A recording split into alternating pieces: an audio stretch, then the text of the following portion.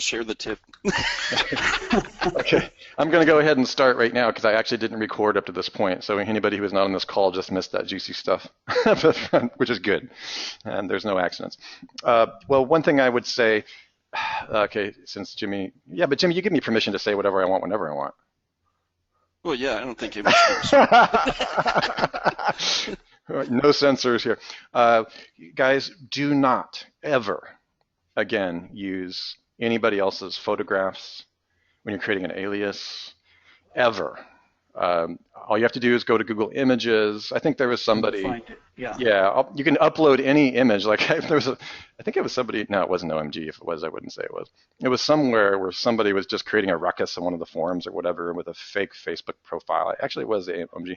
All you have to do is upload the photograph into Google Images and see if it's up there, and it'll match any photographs. And this person's Facebook profile was on like 300 paid magazine. You know, she was modified in Photoshop. Well, that's what I was going to suggest. And this is a huge tip, you guys. This is something I give away only at a live certification event. You guys know our events are 30K. But it's actually significant. You can face morph your profiles. Okay. The face morphing profile softwares are out there.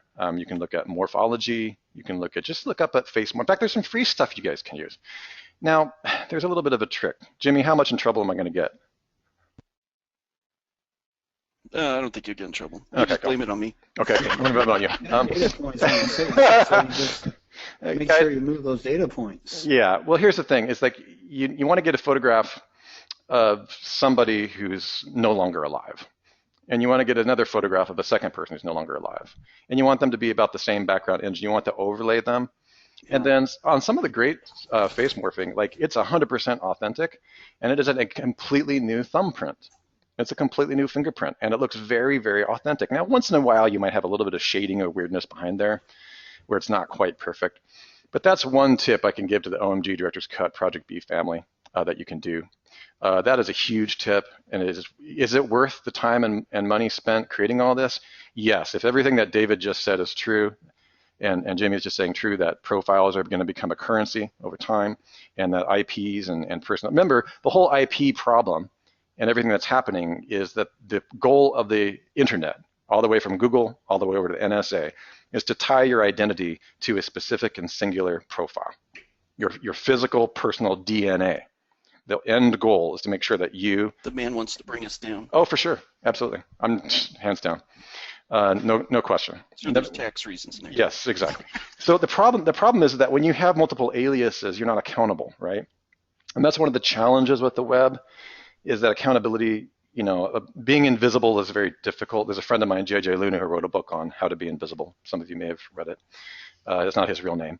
But the issue with identity is a big one, and you're going to see this becoming more and more of an issue. So keep in mind, it now definitely affects the ability to do good SEO and rankings and understand the system. So my suggestion would be that you guys are aware of the WebRing system that we use. It's not really anything that we teach in OMG and in Director's Cut, but there is a method to what Jimmy and Sue have set up in terms of the WebRing. Never, ever, ever do this kind of weird alias morphing or these types of things on any of your money sites. Make sure that they're not connected to anything in your branded marketing domain. That's why we teach this stuff, okay? That's why we keep layers.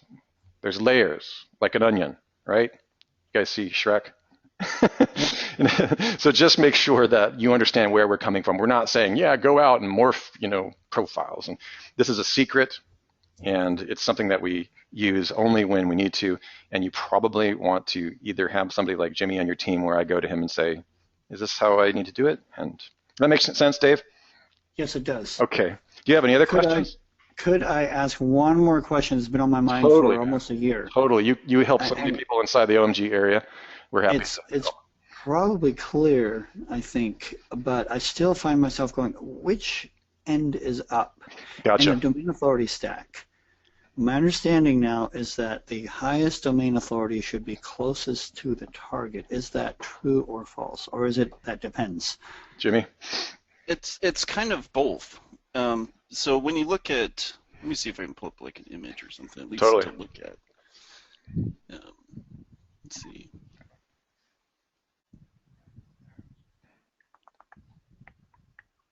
Give me one sec. There's a lot of files in this folder.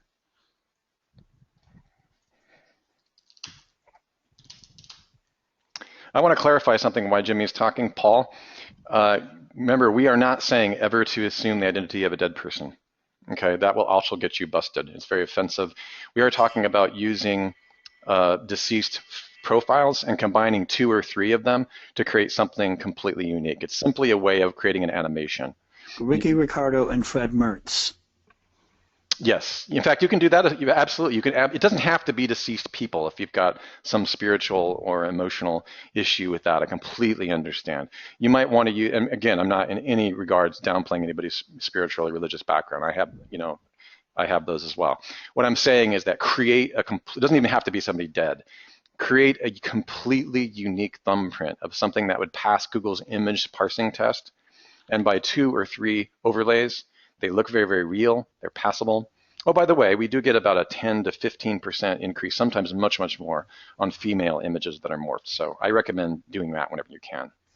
Just to make sure that you know, David, I'm sorry, Paul, I'm not actually saying that whether they're deceased or not actually matters. And that is important because we are not assuming an identity of a dead person. You are actually creating a completely new morphology.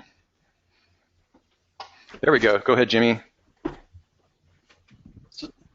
So it's true that I try to keep it in the back and directly to the site. So hopefully you guys can see the screen okay.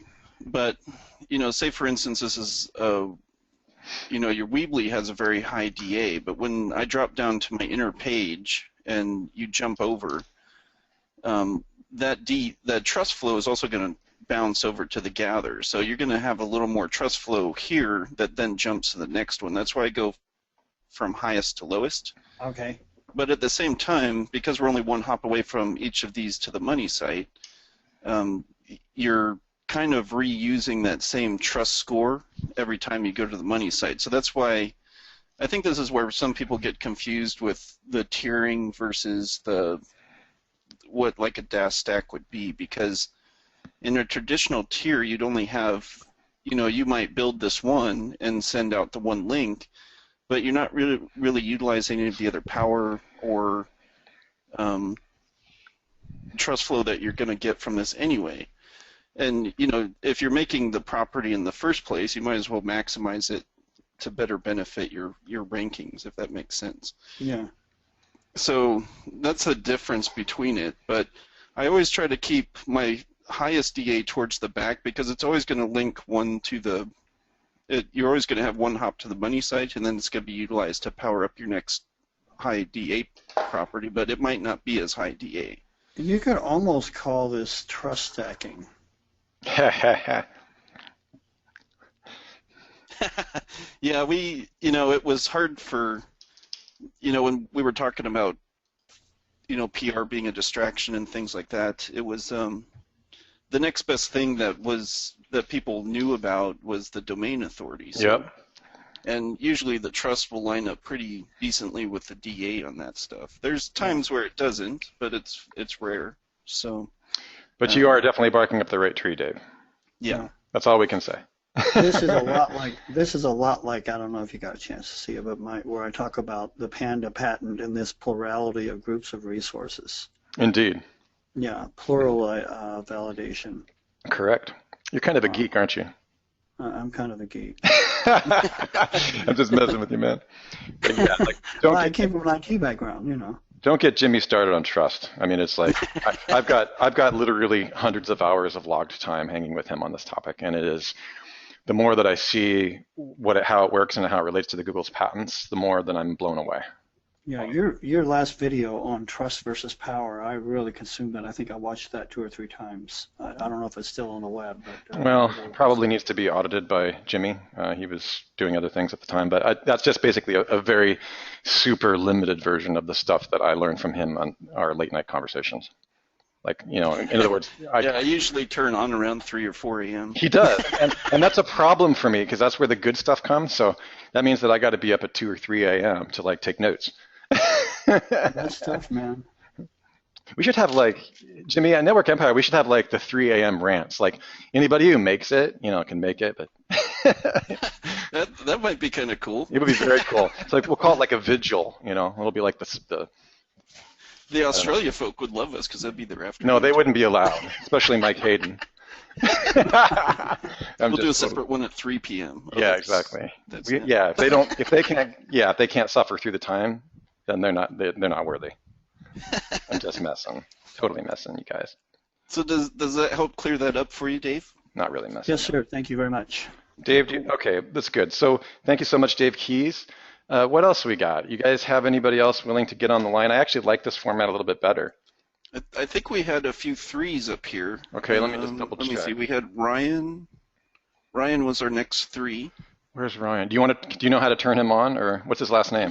I don't know. It just says Ryan. Ryan, you didn't put your last name? If you don't put your last name on there, I'm not going to give you the mic. I'm just kidding. Let me check. I think I can unmute him. There you go. I got him. Ryan, can you hear us? Hey, what's up, guys? Hey, man. How How's you it going? Yeah, I can hear you. Can you guys hear me? You guys Yes. are almost. You guys are Thanks almost. for having me on. You're almost human now with these audios on that we can actually talk to you. I know, this is great. Awesome. So what's up? But Russell, you don't play Guns N' Roses anymore, man. Well, That's here's disappointing. the thing. I got complaints that it sounded like I was doing them no service because they were playing inside a tin can. So I'm trying to find a service that will allow me to actually create. Any of you guys know a way to like actually do DJ audio on webinars? I have no idea. So what's your question? So Wait, I I had don't know that. How do you do DJ audio on that? I don't know, but it would rock. Oh, that would be awesome. Soundflower is supposed to do it, but I've never actually made it work. What's that question, Ryan? So I had a question for Jimmy, and a couple times I've been on here asking about PBN links and anchor text. Right. So I have a client site right now that I'm really having trouble getting it to move in the SERPs. I'm pretty much stuck on page 2. And what happened was when I joined OMG, I came flying right out of the gate and managed to sign a client on for a 6-month run. Nice. And what I did was I just started, sending PBN links towards the home page for, like 3 to 4 main keywords. And, as I started getting into the OMG course, and like you can see Jimmy's Death Star plan here of like domain authority stacking and, siloing and things like that. I didn't really silo their site well, and it was never siloed well to begin with. And it seems like no matter what I do, I cannot get the page to move past, any page on the site to move past page 2. So for my first part of the question is it beneficial to kind of go back and, silo the site as well as possible and then send PBN links to those inner pages and things, because I know Google tends to rank pages versus, home pages. And part 2 of that question is I know Jimmy railed on me one time because I went back to a PBN post and changed anchor text, and he said never to do that, which I completely understand now. Okay. But can you go back to a PBN post and change the link inside of the anchor text if you are trying to direct it, say, towards an inner page versus like a home page, for example? I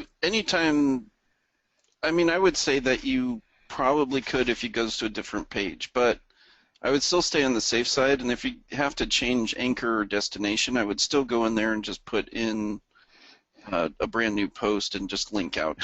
I just tested that yesterday. I guess 4 days ago. And I swear to God, I lost 5 ranking positions on that word as soon as I did that. Is that the one we looked up this morning? No, it wasn't that one. No.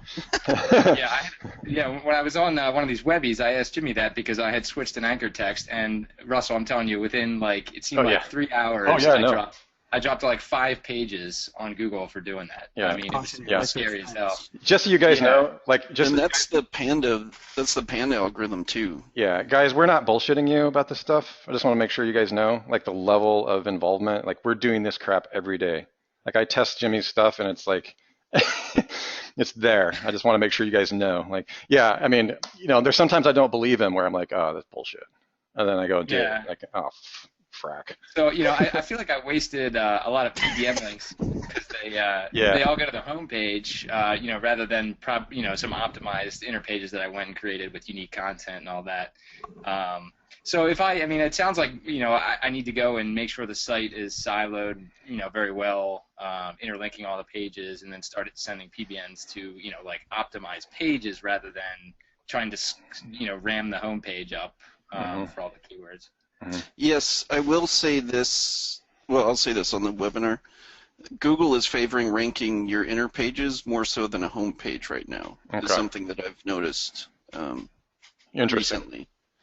So, which means that, as opposed to us trying to rank our home pages before, now it still kind of depends on the keyword, but I do notice that if I just kind of leave this more generally about the topic and then optimize this for the actual keyword I want to rank, it provides kind of two different things. If anything ever went wrong with this, you could do a 410 to this page and then get rid of the bad mojo and start again if you had to. Or, you can also just be very super targeted on just that keyword. And then, the siloing works so well because you're creating kind of that buoyancy with the link juice that goes through your entire silo. So not only do you determine what your main keyword is, but you're also giving it a lot of supporting articles saying, hey, to Google, it's kind of, it relates to the Panda patent with what Dave was just referring to was it's a plurality of articles. You have that on-site, your link juice on-site is just as important as your link juice off-site. Yeah. So you got to kind of look at it that way. And but typically you need a lot less links when you do the siloing this way. So, and you run less of a risk of tripping a filter because you don't need, as opposed to taking 10 links and sending it just to one page, if I spread that out, because the juice is all going to go back to your main page, if I spread it out, I've kind of seen if I go 10 links and under to one page, it's pretty safe as far as like the filters are concerned. When you start going above 10 links to any one page, you really have to paying attention to your anchor text and the backlink, the optimization between the two pages, and it just creates more headaches. Well, what is the difficulty of the keyword that you're trying to rank for? I'm just curious. I would say it's probably about intermediate. I mean, all of the sites on page one aren't even optimized for some of the keywords. There are some powerhouse companies, but then you have like four spots that are wide open, like Yelp, or a Yelp page that has 0 links going to it. Well, what's the average DA of the top 5? Would you say? They run anywhere, believe it or not, from like 25 all the way up to like 70. And the PA on average? PA is usually like 0 for like a Yelp page to like 30 to maybe like a 50. Oh, okay. So it doesn't. I mean, like I said, I'm getting pretty good at evaluating the level of competition, and it doesn't seem like it would take too much. Huh.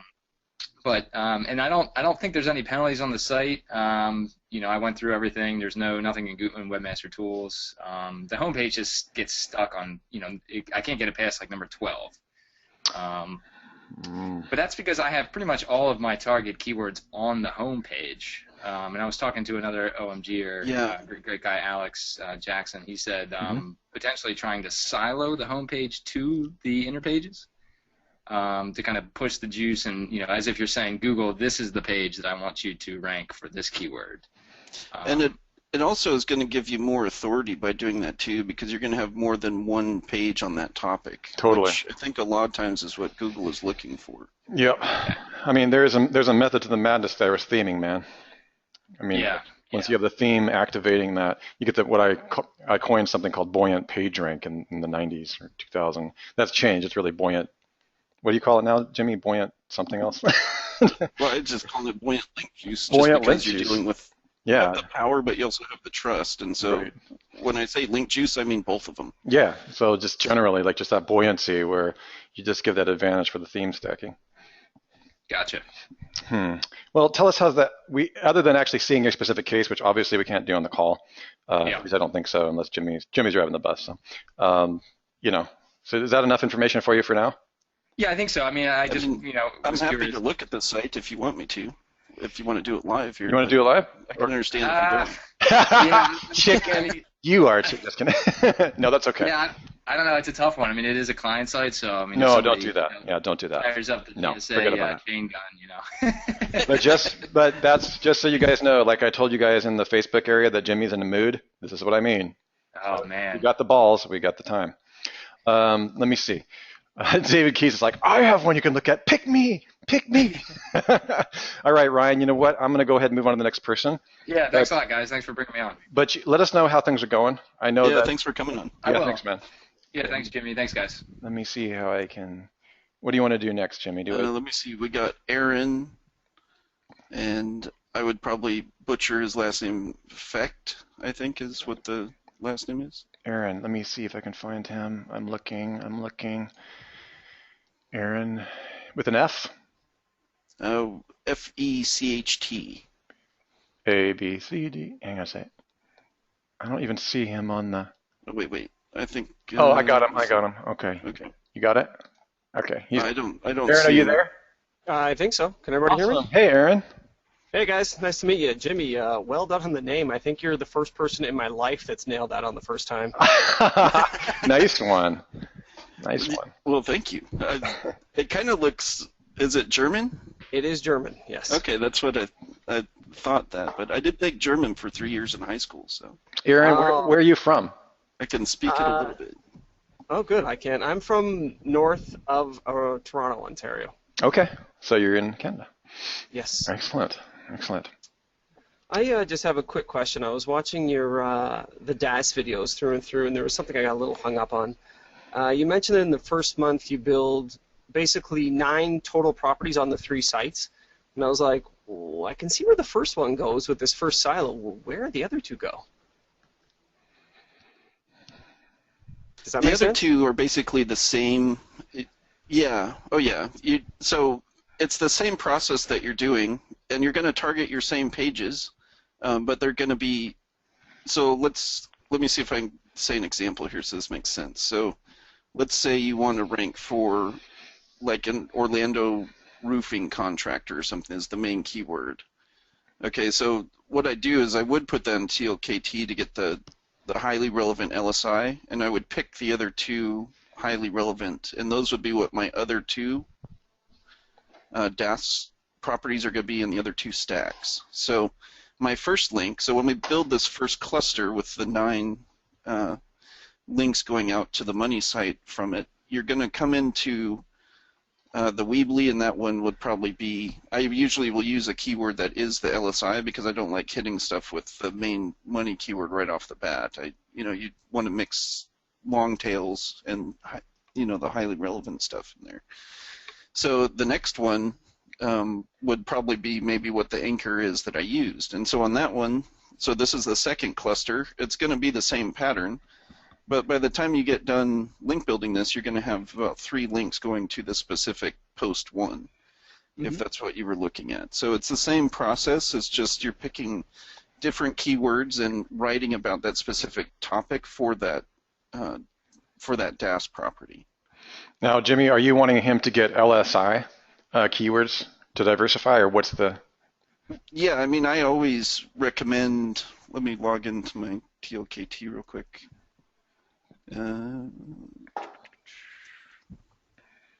I can't ever. I have so many accounts because I've filled them all up. I know you have. I can give you more credits if you really want, dude. Hey. It's not the credits. Like I've maxed out the limit that you can have on each. No, I can give you more of those too. It's like crazy. But I mean, you don't have to log in if you don't want to. But it is LSI, right? Like you would take your LSI filter that you created, or what do you recommend? Yeah. So let's say let's just pick something here. So Cheap like car insurance. Cell phone spying or something. Let's pick that. It's kind of a fun niche. So didn't even know anything about it. Let's say my page on my money site is going to be. So when we jump back over here, where'd it go? Hey, you're not spying on my cell phone, are you, dude? Not currently.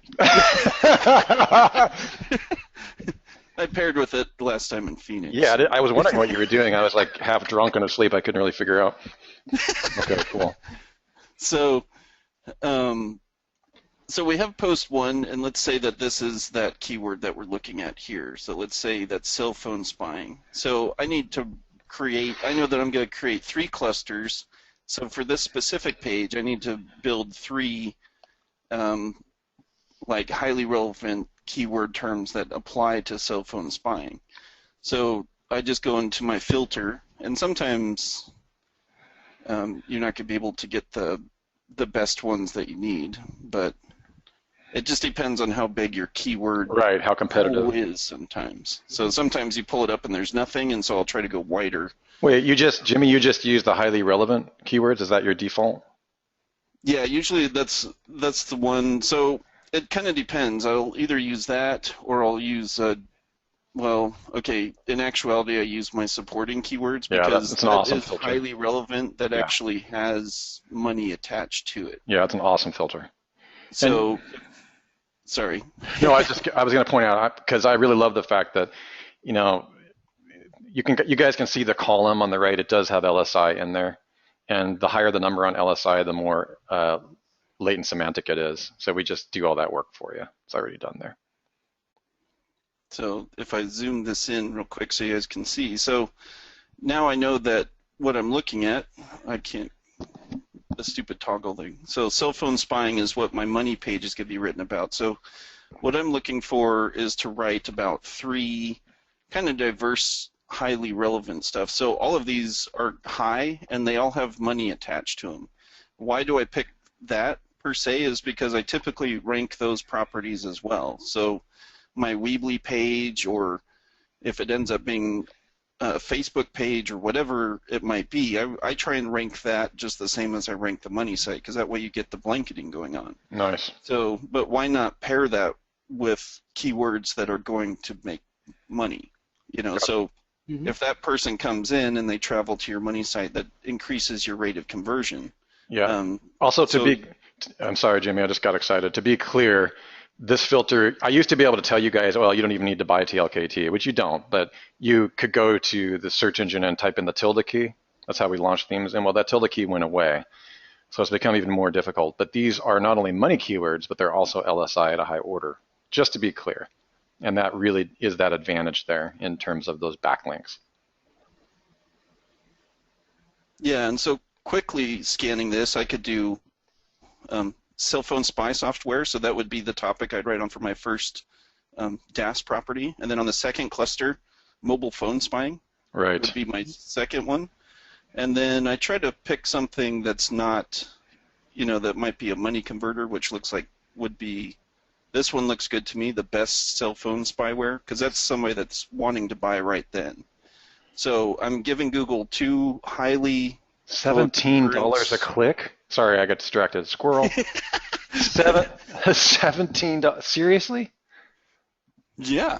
I mean, crap. Why not rank this too? And these are also keywords. You know, while I'm picking these are definitely going to go on my money site page that I'm going to rank, because I can also rank for these as well. $17. That makes sense.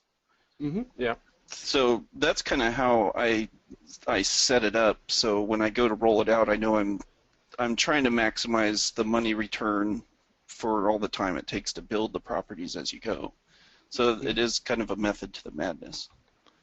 Okay. I have one more clarifying then. I noticed you said between 3 and 5 posts per property ideally. So a single stack then, or if you have 3 clusters per silo, would have 9 properties by, say, 3 posts apiece by 3, which would be roughly 85 pages-ish of content. Would that be correct? So if you do 9, so basically what you're looking at, it depends on how competitive your keyword is. Like you can always build more stacks, but for most of your local, you know, most of the local keywords and things that you go after, you're only going to have to do 3 stacks typically. So you'd only have to do the 9 times the 3, which would be about 27. And then, like this stack that I'm looking at, I've also included like YouTube videos as opposed to other properties that you've seen. And again, you know, I'll link from YouTube video over to YouTube video to YouTube. Aaron, what's the difficulty of your word? Not very. I'm just kind of working it out in my head beforehand. I don't have a problem writing them. Just well, here's the thing. I just do want to point out. And Jimmy was saying earlier, it depends. One of the reasons we wrote DWS or the any silo builder software to determine you have to determine from the get-go what your domain authority on average and your page authority on average. Okay, we used to use PageRank. The point is that once you know, like, you don't have to like do overkill. I mean, if you only got like your average page authority is like 3 and your average DA is like 20 Oh, no. of the Yeah, no, time, no, no. then you don't Yeah. have to do those kinds of things, right? Obviously, you knew that. Yeah, Okay. yeah. Just making sure so people don't think they have to do 86 pages. You know. No, no, yeah, I was just going through, but yeah, no, it's higher than that, and it's higher than mine. But Okay. yeah, okay. Okay. Perfect. Thanks, guys. You bet. When you look at this too, when you're looking at like best cell phone spyware for the keyword, it's like you could tell it's like this is a super easy keyword. I mean, yes, you do have some of these monster sites that are sitting around, but more Right. likely, when you look at it, this is just top 10 reviews, so they probably have one page written on the content. Okay. And this is where websites like this can really come in, because if you come in and silo your sites and make them really target focused theme-wise, you can jump these sites that have the really high DA. And so that's another benefit to really siloing out those sites. So. I have a dumb question for you that I probably shouldn't ask on a live call. Could I, but that's okay, I'm willing to be embarrassed because you're the rock star. Okay, so is it possible, like those terms, let's say we were going for the cell phone thing, since now I'm interested in it. What is, if you took those terms that are like in TLKT, would it make sense if you had different domains with high DA to create a subdomain and just create a simple silo site on those and use those as your stack, as well as what you taught in the DA stack? Or is you that could. not I mean, when you're looking at this, you still have to silo out. So whether this is your root or a subdomain, you still have to silo out to create that authority type that you're looking for to rank the site. But you could also do that with subdomains. But for each subdomain, you're still going to have to really beef out your silos for each subdomain. So, is it better if that subdomain's part of a root that is different than the money site that's the target, or can I do it? It's better if it's part of the root, just because your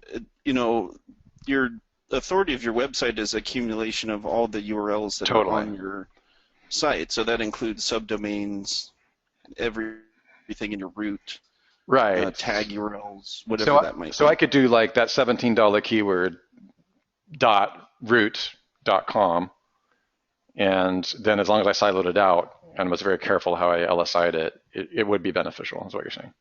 Oh yeah, yeah, okay. For sure. That's what I was trying to find out. Okay, I'm not so embarrassed. See? No, that was a good question. Awesome. See? Okay, let me ask you, who else? Aaron, does that cover enough for you?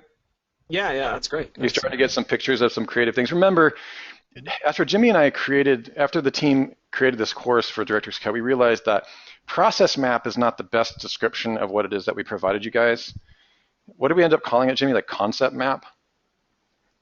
It's really more of a concept map. Yeah, concept map. A process map implies that, I know that's what a lot of you guys would really prefer, is a process map. Like, okay, you do this, and you do this, and you do this, and it's exactly this template every time. The problem with that is we've got 2,000 people taking this course and 1,999 different agendas. So Jimmy was making sure that you guys at least had the general flow of the relationship of the way that trust should work without saying, hey, you have to do 87 pages, or hey, you have to do 19. It's going to depend on the competition, and it's going to depend on the variables. Like I've heard him speak to a variety of different clients, and everybody that comes across this plate is a little bit different in how he has to handle it, because the degree to which they've messed things up is different. This is the nicest way to say it. The degree to which they actually need to already boost and how much flow they already got to the primary pages, and the quality of the content is different as well. And the backlinking keywords are different as well. Give me a 1 if that makes sense, you guys. Give me a 1 just so we know that you're on the same page. Thank you, Jim. That was really awesomely cool. Patrick is asking, as a side note, Jimmy, will Social Explosion archive posts? I'm not sure what he means by that. Well, I think he's asking if Social Explosion works on archived posts. Oh, Patrick. Patrick keeps asking me that. I would assume if you could get it into a feed, then it should work well, just the same. Here's the bottom line. That is a point of contention. Everybody knows that you guys want Social Explosion to deal with archive posts. We're working on it in the next version. So all I can tell you is it's a pain in the arse to prevent, I'll tell you what my suggestion is. What? What's your suggestion, Jimmy? The ring that I've thrown in as a link builder is I want a bookmarklet.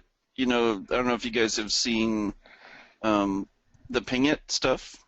Yeah. Like I want that for Social Explosion. So once you're done link building the page, you can just click the button and it submits it Jimmy, to what do you Social mean? Explosion. What do you mean exactly for ping it? I'll write this down on the whiteboard since I have a whiteboard right here. What do you mean? Let's see. Are you talking about like any of the pinging services like Indexer? Yeah, so there's like a pinglet button. So let's see if I can. I don't know if I have it on this browser or not. This is the problem when you move your computer. I know, right? Damn it. I'm writing Let's this see. down.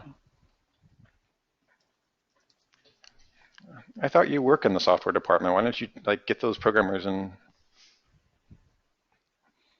Let's see. Pin it. Nope, that's not the pin it one. Okay. It would work similar. Okay. Let's just do ping bookmarklet. While he's doing this, Mamadou, you have a question. You have a mic? Here we go. Yes. Okay. I'll ping you next. I promise. So I think, as a link builder, this is what I prefer. So let's see, but here's code to geek out. So you could just take this and paste it into. Oh yeah. Okay. You create this up here. Okay, but right? what So does it's this like do? a hyperlink that I have. So. But what does it do? Explain to us what it does. So basically, when I'm on the site, then I can. Hold on a sec. I'm trying to get this to click. I think there's another thing on here that you can just do. Okay. It's been a while since I've. Oh, it goes out to Ping-O-Matic. Here we go. Yeah. Oh, it's just a Ping-O-Matic bookmarklet. Where'd it go? So I think you just put it in here.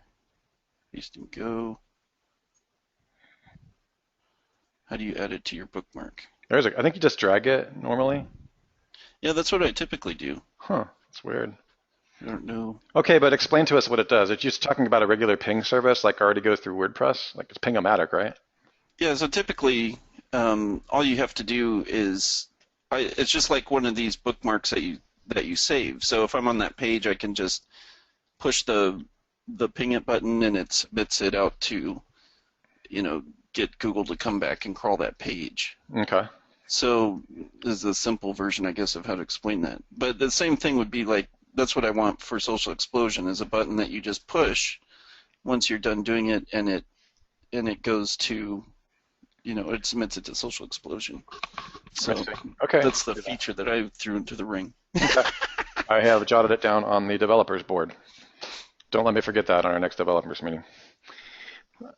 Okay, let's see. Are you able to talk? Shall we bring on Mamadou? Yeah, we can bring on him next. Okay, let me just see. Where is he? All right, here we go. I'm turning you on now. Can you hear us, Mamadou? Yes, how about yourself? Am I pronouncing your name correctly? No, Can you please tell me how to pronounce your name? Mamadou. Mamadou? There you go. Okay, Mamadou. Thank you. I do apologize. I did my best. No, it's okay, don't worry. I mean, it's not. How can we help you, my friend? Yes, so first, thank you guys. I mean, this is great. I didn't think this would be possible until I get rich and pay you guys courses and everything, but this is great. Fantastic. Jimmy, I have a question. I have a question for Jimmy. Mhm. I've been doing okay with DAS lately. I've been ranking website honestly, and I'm honestly thinking about moving more toward only DAS as my main weapon, because I've been doing a lot of tests and then seeing what I was doing wrong and what I was doing right, and then duplicating those, and it's been doing great. And then soon you guys will have my testimonial on video for sure. Jimmy, I wanted to ask you, if you have to choose between a Web 2.0, let's say a WordPress.com Web 2.0 with a DA of 100 and a page, let's say, of 50, right? And then you have to choose a link that's going from that page to your money site, or if you have a PBN, let's say, of a D of a 25 and a P of a 26, for example, with a trust flow of a 10, let's say, and let's say just for example purposes that the WordPress Web 2.0 property also has the same trust flow, would you rather have, would you get more power with the Web 2.0 link that's going to your money site, or would you have more power with the PBN Wow, website that is basically great question. relevant to your... That's a really good question, guys. If you can't hear, you're gonna have to turn him up a little bit because he's a little bit soft on his end. Where are you calling from? Another country? Montreal. Okay, Montreal. So you guys just might want to turn it up a little bit. I'll speak softer so that I'm not yelling in your ear. I'm moving my mic away. So that's a good question, because you do run across that situation a lot where one is going to be the same as the other as far as your trust flow goes. So when it comes down to that choice, what I look at next is traffic, the visibility of what each of the page has in the search engine. So for instance, if the one that's already built has a 53, I want to see if that page is actually getting traffic from elsewhere, like if it's a Facebook page or if it's something else where people are actually actively using it. Mm-hmm. Because for me, what I think a lot of, and this goes the same with YouTube videos, is, if you have complete garbage on the page where somebody wants to sit there and watch a video, that's going to be more valuable to me. And I see the same thing as far as like a link building page goes. So whichever one would have the ability to have more traffic, or if it's already ranking for something and is getting some traffic to it, then I would prefer getting a link off of that. Mm-hmm. And there's ways to manipulate traffic. So either way, I usually pick whichever one. It typically would be the new one that I would build, because I can optimize that more specifically for a keyword. And you can also control the traffic that's going to that page as well. So you can still meet all those factors, but you just have more control over that optimization. Guys, this is gold. I hope everybody in this call, if you learned nothing else from this call today, this question that he asked is really brilliant.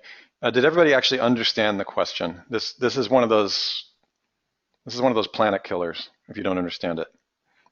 Anybody, give me a 1 if you understood the question, and 2 if you totally missed it, because he was a little bit soft. His voice is Mamadou, right? I got it right that time? Yes, you did. Okay, a little bit of a French. It's not French though, is it? It's a little bit of everything, I guess. Okay, gotcha, man, gotcha. Okay, Jimmy, I'm going to ask a favor, because this is brilliant stuff right here. I really wish we could talk about manipulating traffic, but maybe another event. Okay, so let's go ahead and get into, Jimmy, can you repeat that question? I don't think most of our audience, I'm getting 2s from almost everybody. It was a very sophisticated question and a very important one. Could you repeat it? Maybe you guys both could just help everybody in the audience understand that question. It's really important. Sure. Yeah, so to paraphrase, what I'm hearing is he had a question based off of if he was going to get a link from an existing page that had high DA and like a 53 PA, mm-hmm. and he also, or had the option of creating a new 2.0 and was able to build that out. So both the trust flows equal the same amount off of each of them. Yeah. Which one would I pick?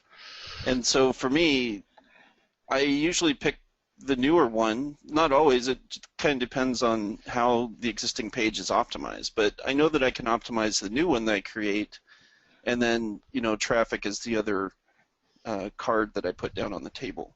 Okay. So whichever one that you pick out of there, you can always manipulate traffic, and I know Russell knows that.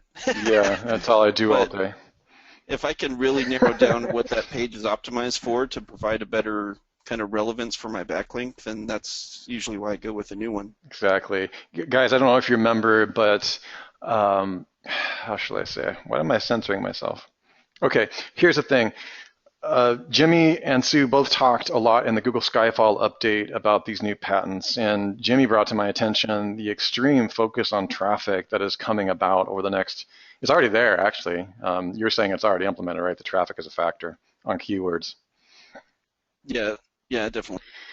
Yeah, so that becomes your bottom tier decision in what this question is about. And think about it from Google's perspective. Let me just turn this around for, it took me, Jimmy had to tell me for an hour like what the hell he was even talking about before I finally got it. Bottom line is, like, think about it from Google's perspective, right? If you're ranking for something consistently and there's no traffic to the term and no one's ever typing it in to the search engine, isn't that kind of weird if you have all those backlinks for that keyword? I mean, just look at it from like a PhD sitting there at Google, right? If you were to write an algorithm and like, what's the easiest way? Well, no one ever typed this thing in, then why do you have all those backlinks towards it? Is that pretty much right, Jimmy? Yeah, I mean, that's what I think is like, and that's where I see danger on PBNs, to be honest. Exactly. I mean, that's what I was trying not to say, Jimmy. I was trying not to get into that. Yeah, we won't fluff it. So, Okay. it looks odd to have a bunch of links that go to a site that then you're using to link out to another site, but if those are really old properties, and they might have had a heyday back in the day, wouldn't Google prefer something that's getting a lot more traffic that's brand new versus something that might be years old that's now not getting any traffic?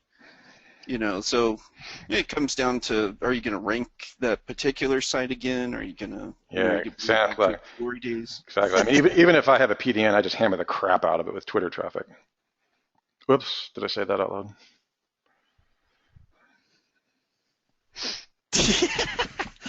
Okay, so I mean, I guess those are the things I would look at. Okay. That's great. Does that help? Oh yeah, oh definitely, because I've been thinking about it for a while now, and I guess I never really tested, I never tried it, so I was like, that's why I sent a bunch of questions today, just to be able to get it clear in my head, because I really would like to go on that path myself, because I mean, if I can do that, then yes, that would be much better for me.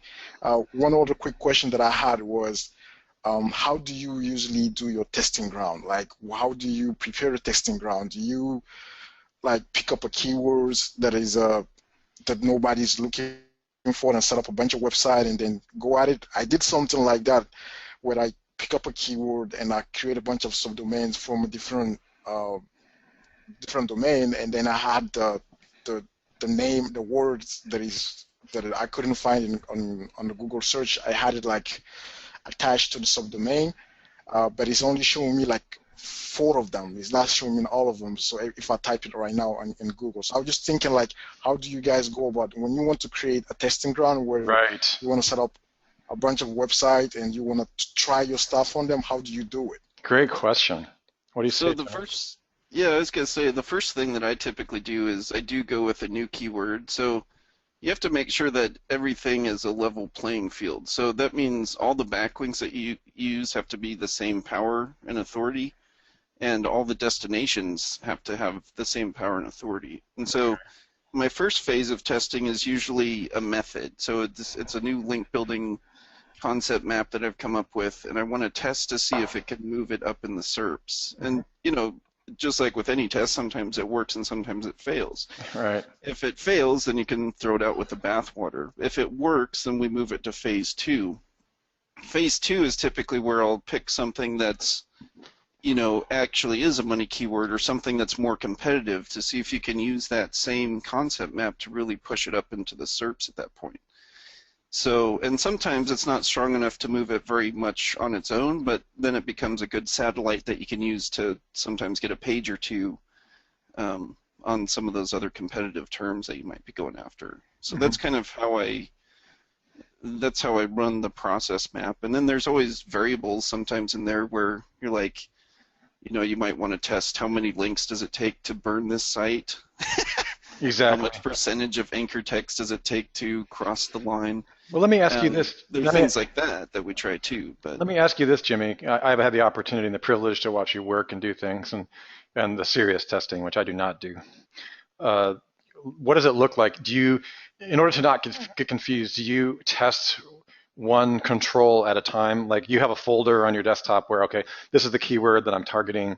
In other words, you keep every project isolated so that there's no bleed over and there's no other variables from other projects like influencing that, right? So you just focus on one aspect of the test, and then you kick into phase 2 if it worked or it didn't work. How do you do that? Yeah, I mean, mostly you still want to do it that way because you don't want to have cross-pollination or anything that's going to contaminate what you're testing. So Right. just like as in a lab, if you're going to, sterilize everything, I guess so to say, the same things have to come into play with when you're testing your link building because, Yeah. even with the same properties, when is the power passing through? Is it at the same time that the other one was? Sometimes you have to run the tests and just wait for a while for everything to catch up before you make a determination which ones are the winners or losers. Exactly. Let me give you guys an example of something that Jimmy taught me that I had 2 or 3 different tests going on, and I thought he was wrong about something, and the problem was that I didn't test the components individually. So the target page was, and he wasn't wrong, it was right, but my testing methods were terrible. I'm just trying to give you guys like an ordinary example here. The target page was, okay, is Jimmy accurate about telling me that if I do a direct link by changing a page on a PBN, that it's going to lower my rankings? Well, the first time I did it, I had done another thing at the same time. I had actually scooped the same the same target page for the keyword target that I was testing at the same time while I had also changed the keyword from the PBN. Okay, and so my ranking stayed about the same, actually jumped like 1 or 2 positions. So I'm like, okay, that didn't work. But that's not a clear test, right? A clear test would be, because the scoop it page that I scooped to, right? We teach that in the 5-A-Frame punch, has a domain authority of 80 and a page authority of 60, like duh, right? I know this is like basic stuff for most of you, but I just want you to be aware of this. I did the test 2 other times without doing any kind of stacking at all, like nothing. You can do nothing else. I just did that one isolated test, waited 6 days, and my rankings dropped 5 positions when I changed the direct keyword link on a PBN page. Does that make sense? Okay, I just want to make sure that you can't do 3 or 4. I know it's really weird. It's almost like, I don't know if you guys are in the health industry at all. If somebody's like they get sick or something, or weight loss or whatever, and all of a sudden they do 5 different weight loss things at the same time and it works, but they don't know which thing actually caused them to lose weight. It's kind of like that. Like isolate your controls. I would also say that that's something you guys should look out for when you do look at other training courses and things like that, is you just got to be careful. Like, there might be a method or something that they share, but it doesn't mean that that method is going to work 100% of the time for every property that you're going to. They could have tested that on a very easy keyword, in which you would see them go from nowhere to maybe page 2 or bottom of page 1. And that doesn't mean that that's going to happen with every single type of keyword that you do. Sometimes you'll get a little movement, but it's not going to be consistent. And that's what I watch out for when I'm looking at other people's training videos and courses that they do, because it's not always, if you teach apple to apple, and more times than not it's apples to oranges. So almost always, as I've started to learn to test, Jimmy's taught me a lot about testing these controls. You got to have your controls in place. What's your baseline? And don't change a lot, at the same time. Otherwise, you're not going to get the full scale of it. Jimmy, what's that up on the screen? Oh, sorry. It's a picture that Mike sent me. Don't be pitching assimilation on this webinar. No way. Just kidding. I forgot my screen's being shared. Just kidding, Cotton. I'm just messing with you. At least you didn't bring up porn or something like that. I appreciate that. Okay, so, all right, you guys. Who's going next? What do you want to do, Jimmy? We can keep going with this unless we want to go. I mean, I don't know if people want to go through the regular questions that we have. We could certainly do that if people would rather do that. Non, do you want to go? You tossed up a 3 and said, "Hey, put me on the hot seat." Non, you want to go? I actually enjoy talking to you guys more like human beings rather than just going through a spreadsheet. This is really, really good. Yeah, me too. It makes awesome. it a lot better. It's very human. Okay, let me see. Non, I'm putting you live. Are you ready? 3. He's not responding. Should I put him on anyways? Yes, Dave, we'll bring you back on again because you ask awesome questions. By the way, there's a merit in asking really good questions. Okay, Non, you are on. Can you hear me? Yeah, I can hear you. Oh, fantastic. So good to meet you. Where are you calling from? Yeah, I'm from Qzx, New Zealand. Oh, fantastic. Good to speak with you. How can we help you? Hey, one of my good friends is from New Zealand. Oh, yeah? Oh, who's that? Jimmy. Is it in OMG group? No, he's outside of the group, but he's an avid SEOer too. So Nice. Where does he live? I have a fond heart for people from I New love Zealand. New Zealand. It's my favorite place to Yeah, visit. it's very beautiful. Oh, so Yeah. beautiful. So I have one quick question about the listing in the map. Can you tell me because I can rank some keyword in the first page already, but still struggle with putting it on the map. So what is the current best practice for this? Because last time when I asked people in the group, they said that we don't need to go crazy with citation anymore. So what should I do now? Yeah. Do you mind if we look at it on the screen? Would I be able to look at it? Or, I mean, if you just want to type it to me so I could take a look at that specific situation. Yeah. Wait for me. I can say because it's I don't know because it's the customer. It's not my money site. The client side. Yeah. So and then this one but I don't know whether you can type. It's like I can rank this one to number 3 already, but it's still not in the map. And there are some citation for it already, like around 10 or nearly, 10 or 12 or something like that. Do I need to go more with citations? Keep in mind, Jimmy, that you're on screen. Yeah. You have to use another monitor. Yeah, I'm just shifting to another monitor real quick. Are you trying to get so much. Non, are you trying to get it ranked in New Zealand or in the United States? Oh, in New Zealand, please. Oh. In Christchurch, actually. Oh, in gotcha. the first place. Okay. Yeah, thanks. I wonder how developed their maps system is. I think Google is still evolving. I consider the search engine in New Zealand to be a website, not an actual search engine. What's the main keyword that you're looking at? Yeah, actually, I typed in the question box already, and it's like the furniture stores or even the furnitures, something like that. Great domain, huh? Yeah, they had just changed from the name, the brand name to this one, to Qzx911 to me. That's a pretty big account, isn't it, Non? Yes, it's a big one. Yeah, it's got to be big for New Zealand. But he's like the customer is quite big, but it's outranked by a lot of small. I had just started working on it for like 2 weeks or so. So a lot of other smaller competitors overrank, and then the general director or something very like how can that be? Because they have like 8 stores, New Zealand wide, and especially the headquarters in Christchurch, but they cannot get to the map for Christchurch, and he just wants to. Hey, Jimmy. Yeah. Jimmy, is it true? Is it true that like what's happening in the United States with a particular aspect of Google is the same in other countries? I mean, could it be different in New Zealand? I think have a delay. Whatever happened in US normally. Yeah, it takes time it's happened in New Zealand. Normally, it won't happen in US first, and I can see that. And it rolls out. Does it take about a year for things to catch up over there? Yeah. Yeah. I think so too. Yeah, I think so. Okay.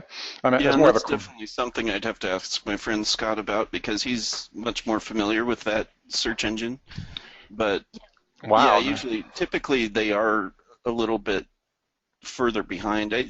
And I know that like U.S. link building ways are usually just slower than, doing it here in the U.S. is what I've seen. Like I've done DAS stacks for places out of the country using U.S. properties, and it usually has taken me like twice as long to see the results as it does here in the U.S. Interesting. So I've seen where it does work, but it just takes a lot longer for it to kick. Yeah, I can see that too because even like when I follow you or Greg training and I try to fed you the webmaster tool to fed the update, but it's not like affect immediately like Greg show in the videos. It is what I can see. Yeah, I think it take more time. Okay. Are you talking about your? What's the main city that you're going for? So 3 main cities mean like Christchurch or Auckland and Wellington. But currently, what I'm trying to achieve in the short time in Christchurch. Okay. Let's see. Oh, okay. All right, let's see. Give me 1 second. Few seconds.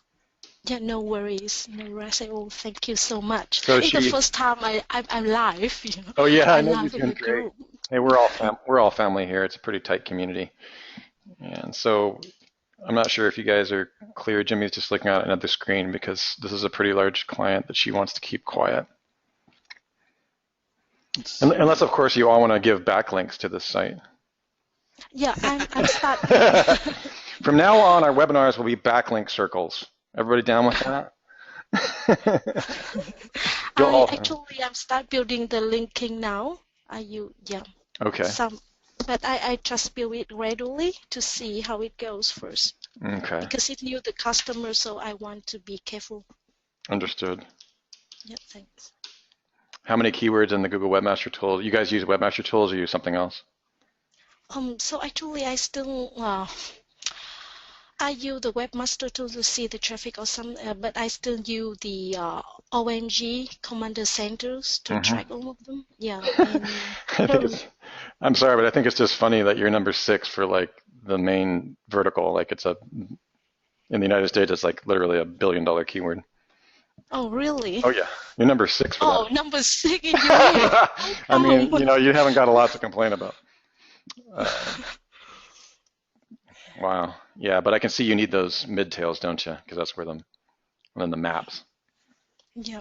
Yeah. What he's want, because it's now I know that it's not about the traffic to the site, but about the brand name. Yeah. He just find that some small shop can be in the map, but I see. Yeah, he just want. Yeah. Yeah, you need a strategy. Yep. Understood. Okay. I'm looking for. Hold on. Did you catch that, Jimmy? He's number 6. They're number 6 for the. Yeah, I see him on the there. Top tail. You're trying to get into the maps, though, correct? Yep. Okay. Did you? Because I don't, for that keyword, I don't see it in the maps listing. No. I mean, I know you've created one because I can see it in the places page, but I see it at number 6 organically. Yeah. Actually, I see it's come to the map like one time 2 days ago. One time, but in position 7, but it bounced back. Something like that. I just want to know the strategy so that I can implement. Because understood. Yeah, you're. I just building the link. I keep building the link sent to the site. Question, Anon, how many stores are there tied to this master domain? They have 8 stores, and then 5 of them in the smaller city. It can get into the map after I doing some optimize for Google My Business. So it can go to the map for 5 smaller city, but for the 3 big one in Auckland, Wellington, and Christchurch, I still cannot get it. Got it. Okay. But it's only 2 weeks, and I'm just. Oh, geez, it's okay. You can take a deep breath. Since you have the number 1 top vertical market keyword for number 6. It's amazing, isn't it? Yeah, that's pretty crazy. Even though the New Zealand search engine is really just a website. Just a website. It's just a directory. That's not a real search engine. I'm just kidding. I'm messing with you. Yeah. Oh. It's getting pretty big. Oh, Russell. I don't think. All right, let's see here. This makes me want to go to New Zealand looking at all these maps.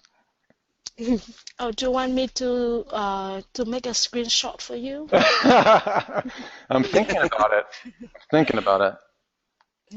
going to go look at the Lord of the Rings set. That would be my first stop.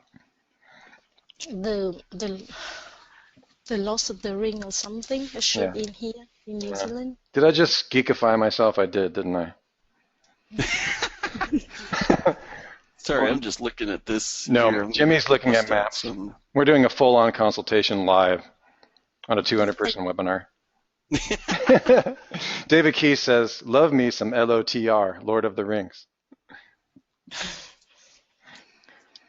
All right, I'm going to have to do this the old-fashioned way. Okay, let's see. What town do you live in? I'm in Lynn City. Okay. Yeah.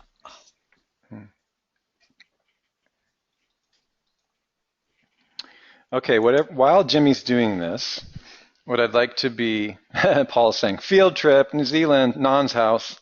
Non, it's okay if you have 200 people in your house. I'm just kidding. I don't think so. My house is kind of big, a Oh, lot. it is? Oh yes, it's like 1,000 meters square, and it's a very large garden. Have the trampoline for you guys as well. Oh, I'm seriously into trampolines. Actually, believe it or not, I actually had a client who sold trampolines, and of course, I had a client who sold everything. Wow, that's interesting. So everybody, we're making a field trip to New Zealand. We're going to be staying at Non's house. Go ahead and just give me a 1 if you would like to book your tickets now. Just kidding. I wrote in the Facebook already. I wrote in the Facebook to tell Mike and Cotton about it already. Jaws is like, oh no, poor Non. Heidi's like, okay, any tour, let's get rolling. Director's cut tour. All right, while we're doing this, I would like to find out who is, I'm going to go back through the other questions as well. You know what I love, Non, is that when you get, generally, when there's a question that Jimmy enjoys, he'll get into it. Like he likes to solve puzzles. Like I remember like we've looked at, when I was sitting there with him here in Arizona doing a bunch of the different ranking tests, the harder the better. So he likes puzzles where there's unusual, like the New Zealand search engine like is a puzzle. Hey Jimmy, when you were saying Scott, did you mean our Scott? Or you're like right there in Austin? Yeah, in Austin. Okay. He's kind of a badass too. He is. Yeah.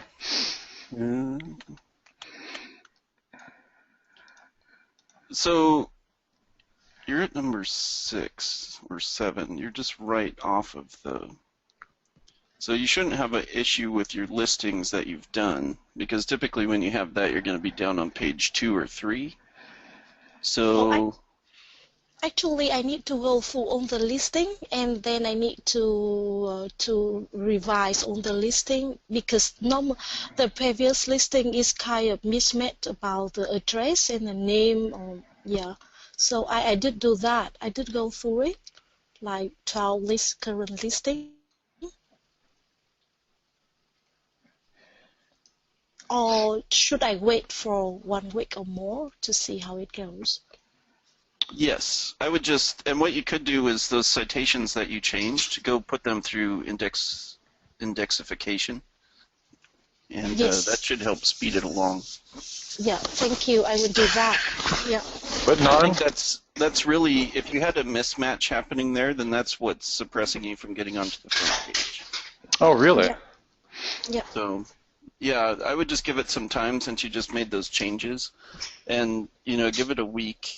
I'd probably give it a week, and you should be seeing some positive movement and seeing those things get up on the front page at that point. Interesting. Non, when did you submit?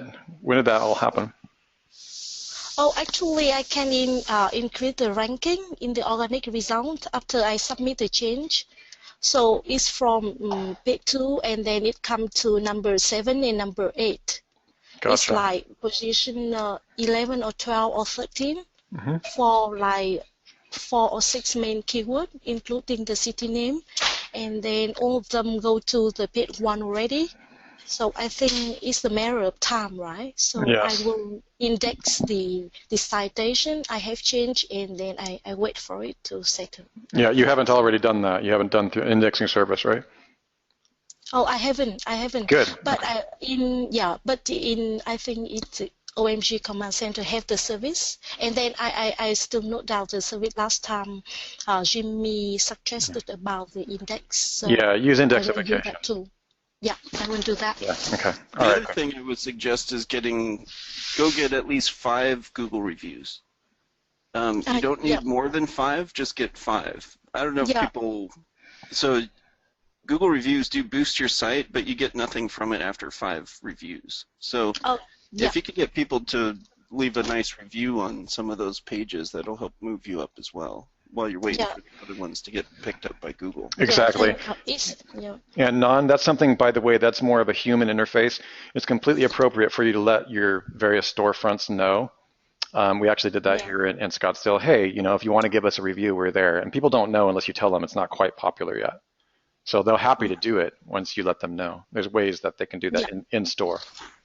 Yeah. Okay. All right, awesome. Thank you so much. Will you let us know how it goes? We'll keep an eye on this, and I'll touch in. Yeah. Okay. Thank you Thank so you much. so much. I will keep updated because it's different search engine, so I Yeah, will no, keep it's good. It's updated. very interesting, and you're not the only New Zealander that we have in the community, so that'll be really Yeah, a helpful. lot of Kiwi here. I Thank know. you. Yeah. All right, and I'll be there in Yeah, about 2 weeks, and just decide which bedroom you want me to take for my visit, okay?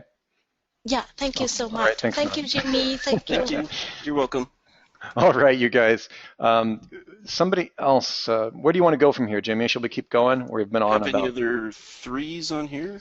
Okay, Or I guess we could bring Dave on. I didn't see any other I think threes. Dave Keys wants to go again. David, you've got pretty good questions. Let's open you up. And by the way, if you guys have already left a 3 and a desire to come on and talk to us, go ahead and put it in there again because we've been buried in literally hundreds of questions and ones. It's a really, really full room right now. So, Dave, I'm opening the lineup back up.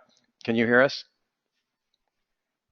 Yeah, you hear me okay? Yeah, Dave, we can hear you. Can you hear me? Yeah, Awesome. Okay, I actually wrote some notes down for this question just so I could be great. succinct. That's awesome. First of all, I want to be careful here. I know there's a level at which PBNs work very effectively, and Okay. that's taught in OMG, and I've experienced the effect where you can take a few PBNs and create links and rank something pretty quick. Yeah. So I don't want to detract from that role of a PBN that's taught in OMG. I'm Yeah, talking you about better not, otherwise we're going to bust you.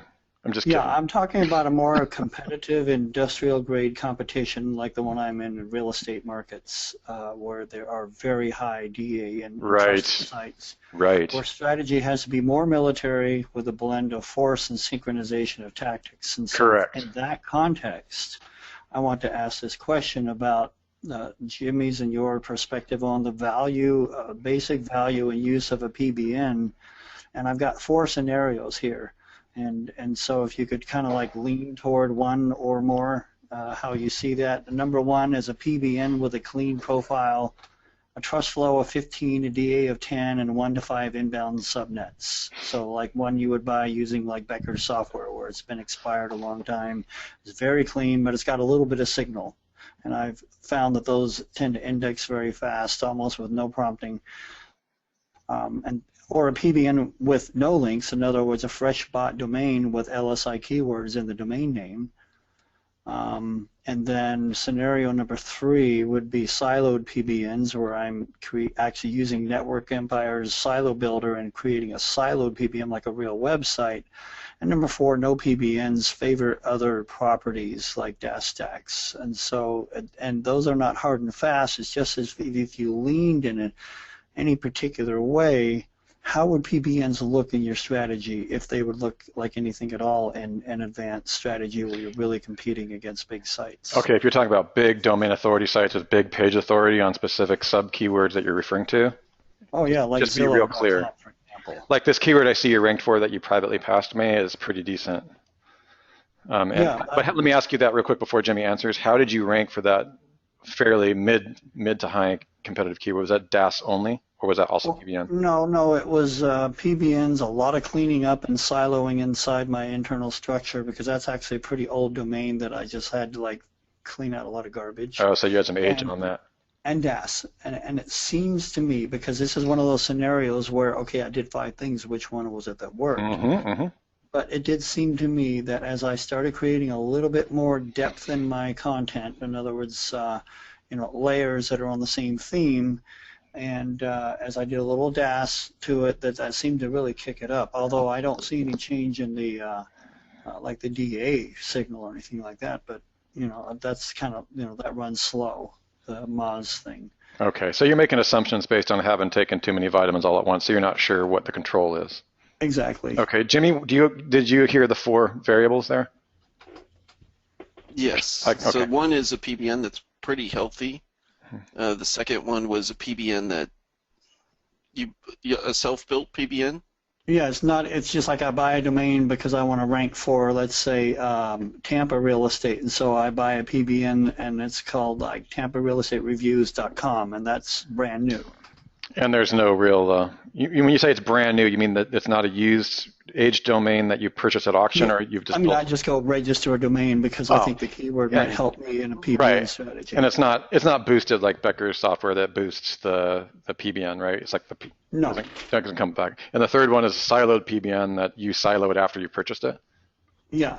And the third one is no PBNs, just a pure DAS stack, like in the mode that in Jimmy DAS Kelly's. stack, leverage traffic, sharing, just, you just look at the holistic view of the internet the way that Google does. It's a different picture than where do I get links. Okay, but hang on a second. You didn't say leverage traffic on number 4 before. Are you adding that now? I'm actually Well, doing the yeah, exact variable. I favor other properties. I guess that's, Got different it. than Okay. traffic. Right. Yeah. So DAS stacking in its pure form is what you're saying.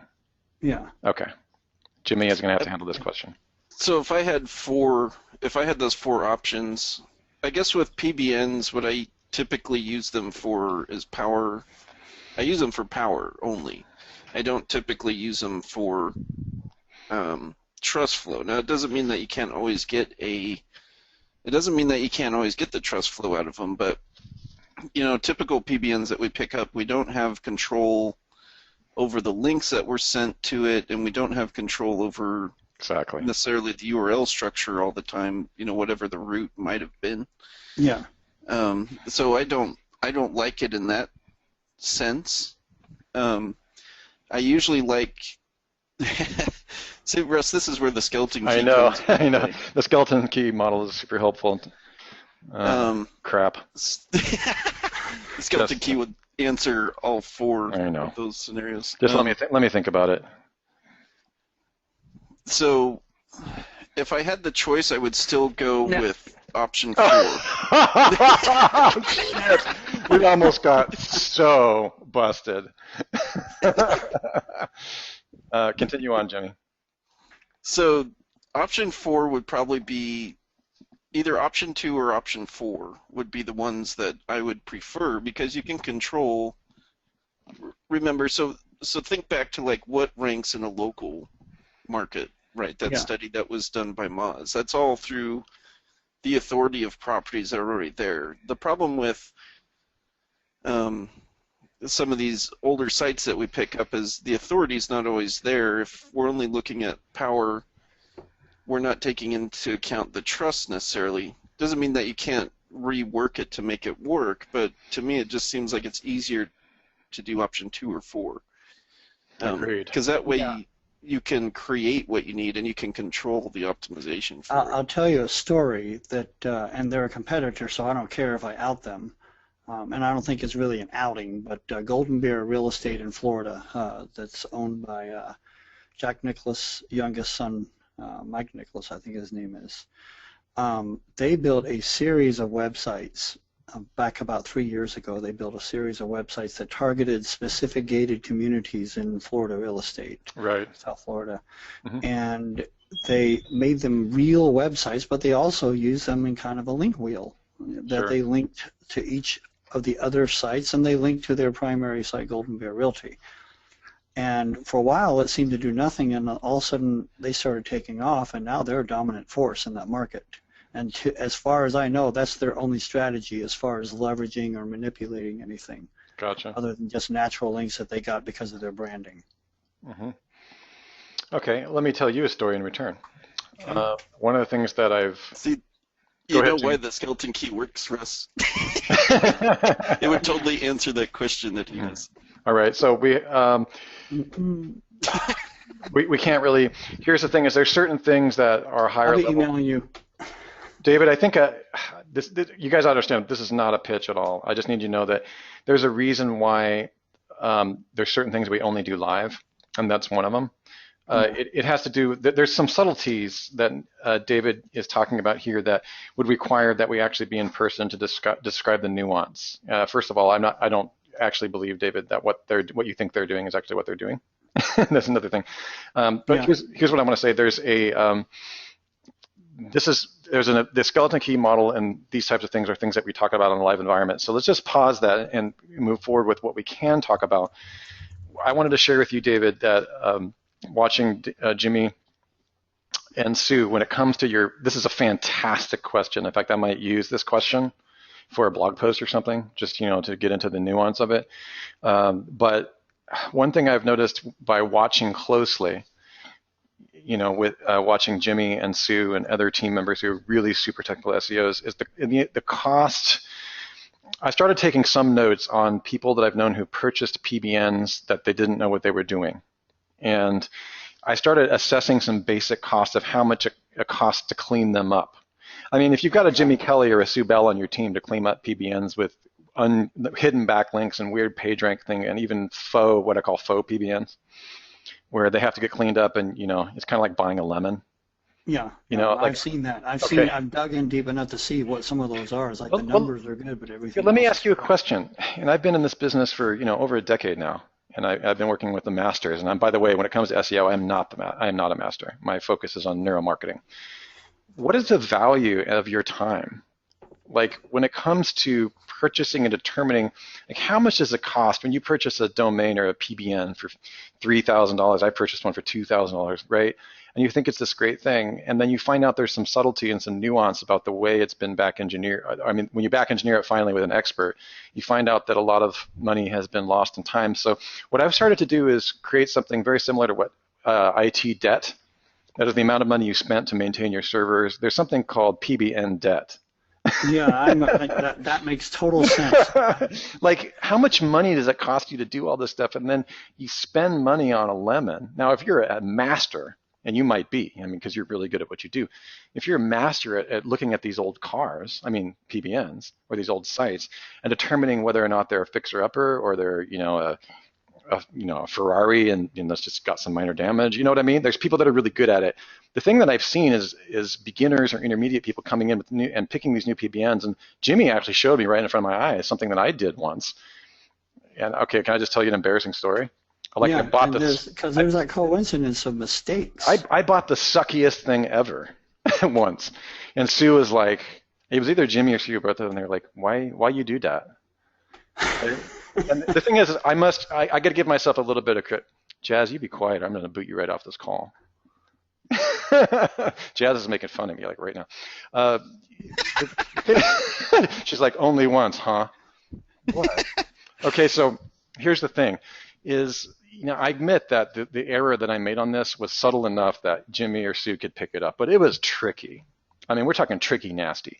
Now, one of the things is I'm not trying to say, okay, everybody be fearful of PBNs. I'm just saying, like, really know your community, get somebody to help you. When I start comparing the amount of work starting off fresh, this is one of the reasons why I don't ever use pre-purchased domains for like PinVid sites ever again. Every single time I've done that, it's bitten me in the ass. Yeah. In order to make a PinVid, right? I start fresh because by the time I get going 2 months out, I've got the brand, I've got the new clean slate, I've got the traffic, and everything's new. I don't have to worry about putting all this work in and somewhere down the road some big thing comes through and bites me in the ass because it had all these Chinese links to it or whatever. So that's one thought that I have. Just I'm gonna let Jimmy jump in here and take over, but I wanted to let you know that I've started calculating. You have control over what you control. You control.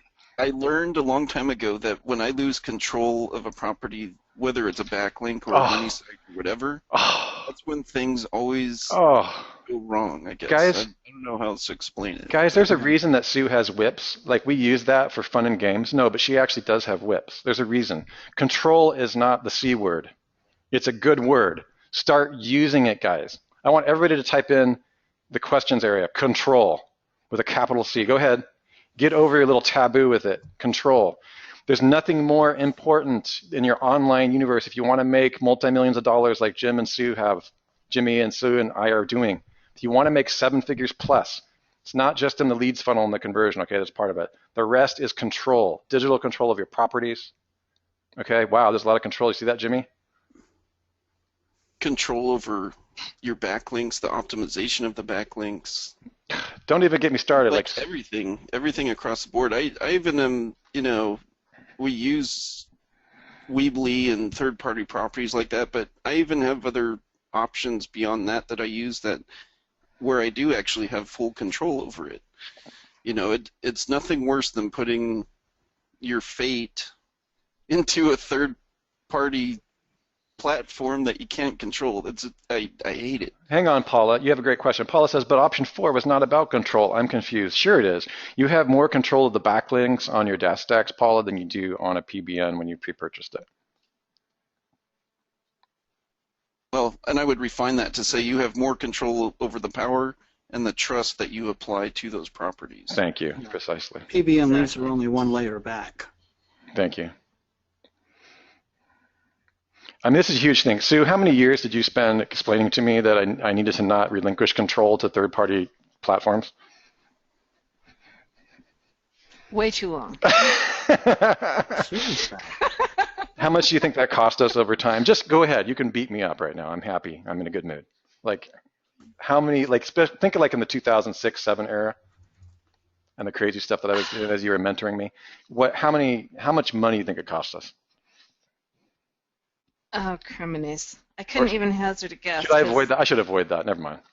It was just... Yeah, like you can't put a price on how much it costs you because it costs you in so many different ways, right? You think that buying a pre-owned domain is a way to save you time and money. So like you can get a deal on a PBN, you find one with a great link profile, and you're like, oh yeah. Right. And then you find all the ways that it costs you time and money on the backside. So like, what? You know, you're not ranking the way that you think you should be ranking, and then you're not sure if it's something you did or something that was already done, and then you have to dig. And time, guys. I tell you what, I've been there so many times. Back to tier 2. Right? What? You have to at least dig back to tier 2, which is like, you know, on a PBN, so tier 2 on a PBN, right? So you have to go back that many tiers because that's how many tiers Google is looking at from your money site. They're looking at 3 tiers. So if you build that to your money site, then you're looking back 2 tiers because it's not even about the footprint of directly to the PBN. You have to step back one more and look and make sure there's not a footprint going to the links of your link. I don't know if that makes sense, but guys, David, that on some PBNs, I'm like, oh crap, how right, far exactly. So you've seen that as well, David. Yeah. Mm-hmm. Sue, so go ahead. Can I just interject a completely different concept here? Please do. I mean, OMG teaches PBNs, and it's all fine and good, right? But like, just for a moment, if you look at what we teach in Network Empire, which isn't PBNs, and take a look at why we don't do that. So we start with fresh domains, and we craft the domain the way that we want it. In other words, we have a persona. The persona's got social media properties. It looks like a real honest-to-goodness site. It's got a reason for existing.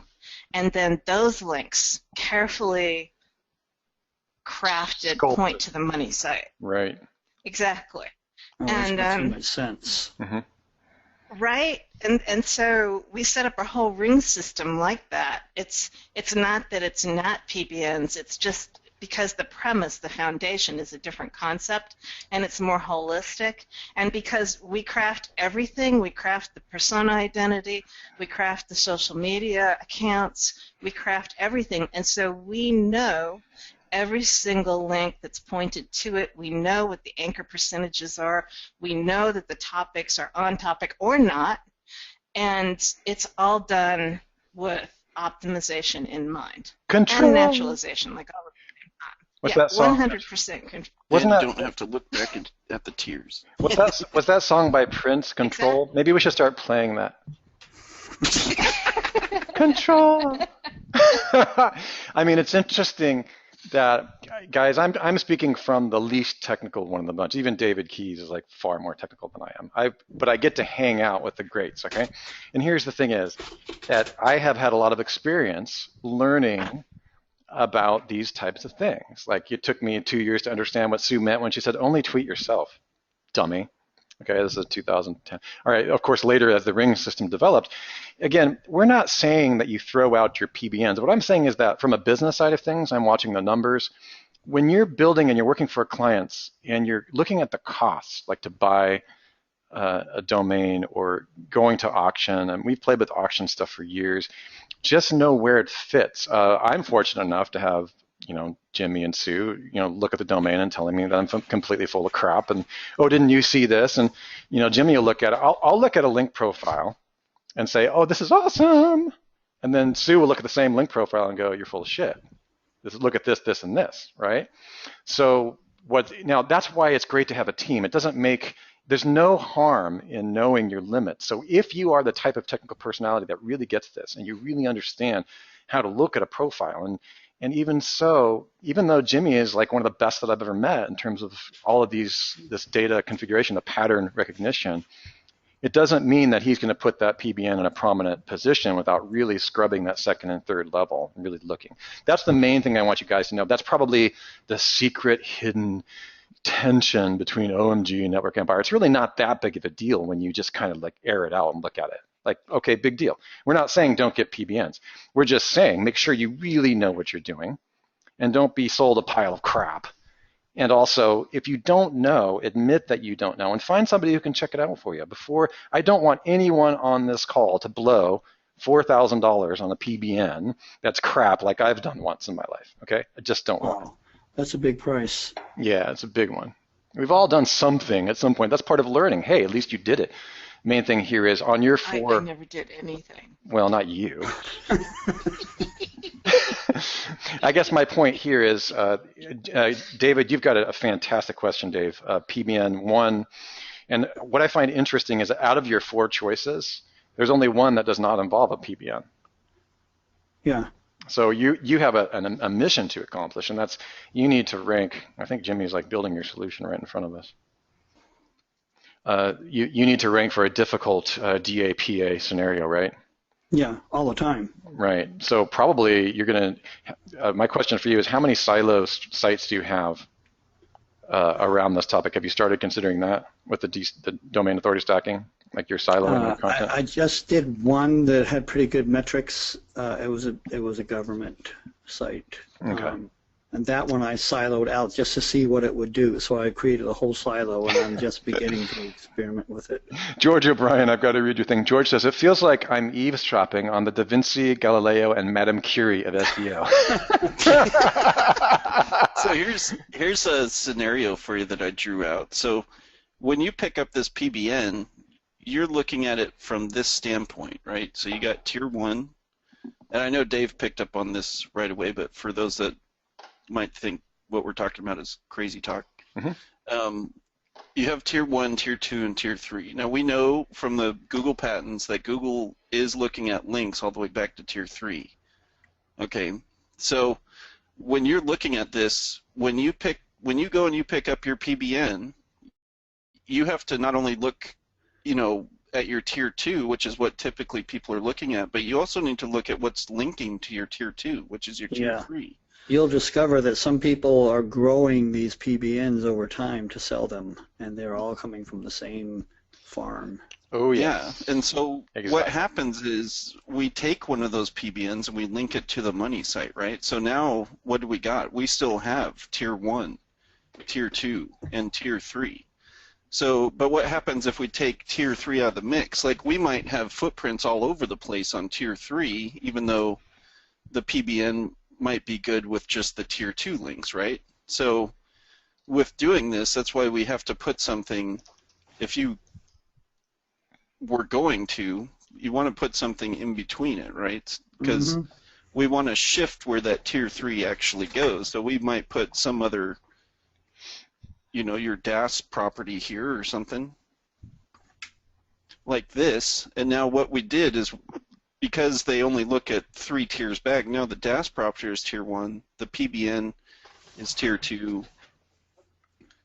So if we just shift all this, so it would go like this, right? So now, if we had that PBN, and this is why you just got to pay attention when you're buying them.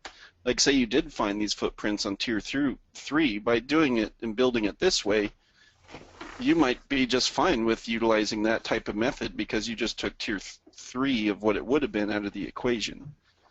So, and then these ones are all clean. So hopefully that makes sense to some of the stuff that we've been talking about. Oh, this is gold. Thank you. And it's also, Dave, I've been looking at this idea with Jimmy and Sue. In fact, after Sue gets the office moved, this is something I want to like a little manual for buying PBNs. I want you guys to understand that we're not saying don't utilize, we're not saying to dump everything you have. I mean, the main thing is that I want you guys to be aware of how you should look at them so that your expectations can be managed. I've met several of you who are looking maybe one layer back, or you're buying things that, like maybe like I did. Like I bought something that it was pretty subtle what was going on. I'm just, I'm too busy marketing and doing other things. I'm not going to go back freaking 14 levels deep or whatever. So, or at least 2 even. Well, all right, 2 levels deep. I'm not even going to go back that far. Somebody else. Well, and this one also, it really does come down to this kind of situation, because most people are just looking at what's linking to the PBN, because that's where most of the metric stuff are. But now that we know that Google patent, we really need to, it's not just what's linking to the PBN, you need to go look at the links of the link to the PBN. It's just, it all comes down to research. And when I start going down that level, and I know I can produce the same results by building clean DAS properties, that I don't have to go look at all the tiers, that's why, in those situations, that's why I pick it. So. Yeah. How many of you guys would be interested in like a manual? We have traffichospital.com, obviously, that deals a lot with this. But how many of you guys would be interested in the best practices and purchasing a domain? I'm just kind of curious. Not that we ever would do this. I'm kind of curious. I'm looking for product ideas or just course ideas. I would. You would, Dave? Okay. Yeah, I'll help you. I'll be a resource for you if you want. Okay. I'm just, the main thing is just not to say, okay, the whole thing's broken. We need a bolt-on opportunity here. I just need to make sure that, like even when I was talking to Sue about, because this intricately designed one web ring perpetual downstream traffic system that we've been working on for 3 years, and we've got all kinds of automation tools and the Trident report, and it's big stuff, and it is ambitious. The thing is that there are places, as she was telling me, there is an appropriate place, and Jimmy as was telling me as well, there is an appropriate place once that PBN is scrubbed, by somebody smarter than me, preferably, to be able to put it in a particular location. So, but there's probably some best practices that we need to create that you guys know. Okay, have you gone back? Like Jimmy has gone through this stuff with me 100 times, oftentimes over beer, but I'm still learning it. So we just need to remember, maybe jot it down if there's a best practice. Wow, that's a lot of people interested in that. Yeah, maybe detoxing all of your PBNs when you get them. Yeah, Jimmy, we just talked about general detox on traffichospital.com, right? We didn't really go into specific kinds of detoxing. Yeah, you can definitely go down and specifically narrow it if you know it has a specific kind of penalty. So I could apply usually that. when you look, the more you utilize that tool, you can kind of determine what kind of penalty it might even have half the time, so it can be fixed.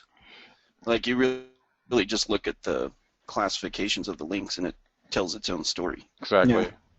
Yeah. I got to say honestly, like even though it's my own organization and my own company, Traffic Hospital is like the most incredible, most ridiculous course I've ever taken in my entire life, with the exception of maybe some of the stuff that I've done with Sue and Kraken, but that is really was an eye-opener for me. So let's see. We have a lot of interest in that. Okay, where do you want to go from here, you guys? Jimmy, we've been on for, it's now 2:56 my time. We started at 1. I think we had 3 other 3s pop up, so we could probably quickly go through them. But how's your energy level? Do you need to get a drink of water or get a Red Bull or? Oh no, I'm good. We can keep going for okay. a little bit more. All right, somebody else who's ready to go next. If you've got a 3, I missed you. We've had literally hundreds of comments. We have Heidi. Heidi put up a 3. She's no, next. I'm not going to let Heidi go. Next, Who else would like to go? I'm just kidding. I was messing. I'm going to mute myself. I just want to say thank you, Jimmy and Russell. Dave, that's okay. I'm going to go ahead and mute you first. Yeah, thanks for the good questions, Dave. We appreciate it. Yeah, no, we'll bring you on again. I think that I kind of like working with you. I like the way your mind works, and that's good. It makes for a good show. Appreciate that. All right. And also great questions, and I might talk to you a little bit about, by the way, I did get your Facebook thing. I just didn't even know what you're talking about, so because it was awesome. I thought your answer was awesome. Oh, thank you. Okay, so we'll get back, and let me see if I can find Heidi. A, B, C, D, E, F. Oh, there she is. All right, Heidi. Hi, how are you? Oh, good. You're always you're fun to talk to because you giggle so much and laugh so much. Well, I wanted to say something on a happy note. Okay, what's happy? Jimmy, happy belated birthday. Yay, happy birthday. Well, thank you. I appreciate it. So yeah, I just wanted to say happy birthday to you because you weren't here on your birthday and all that other stuff. Jimmy is 27 years old. That's right. And I'm a young pup. I still have a case of Rasputin beer sitting here for him. I got to figure out how to give it to him. Yeah. So, I mean, Happy birthday to you. this is my associate. Let her finish. Happy birthday to you. Happy birthday to you. Happy birthday, Mr. Jimmy. Happy birthday to you. There you go. I was letting him finish. Yay! I'm not trying to mismatch with Heidi's big into the family thing. She's got so much energy. Thank you so much, Heidi. That was Yeah, thanks, Heidi. Sure. Okay, you can mute us now. Now, all she wants for that little exchange, Jimmy, is for you to rank her site #1 for the most profitable keyword. What's going on, Heidi? What do you need? What's the question? I really didn't have a question. I was just having a lot of fun listening to you guys, and I you're was a having sweetheart. a great time, Well- and I really just wanted to add some smiles and some laughter. Because that's the kind of person you're. Let me ask you this, Heidi. Yes. How's your little ointment site going?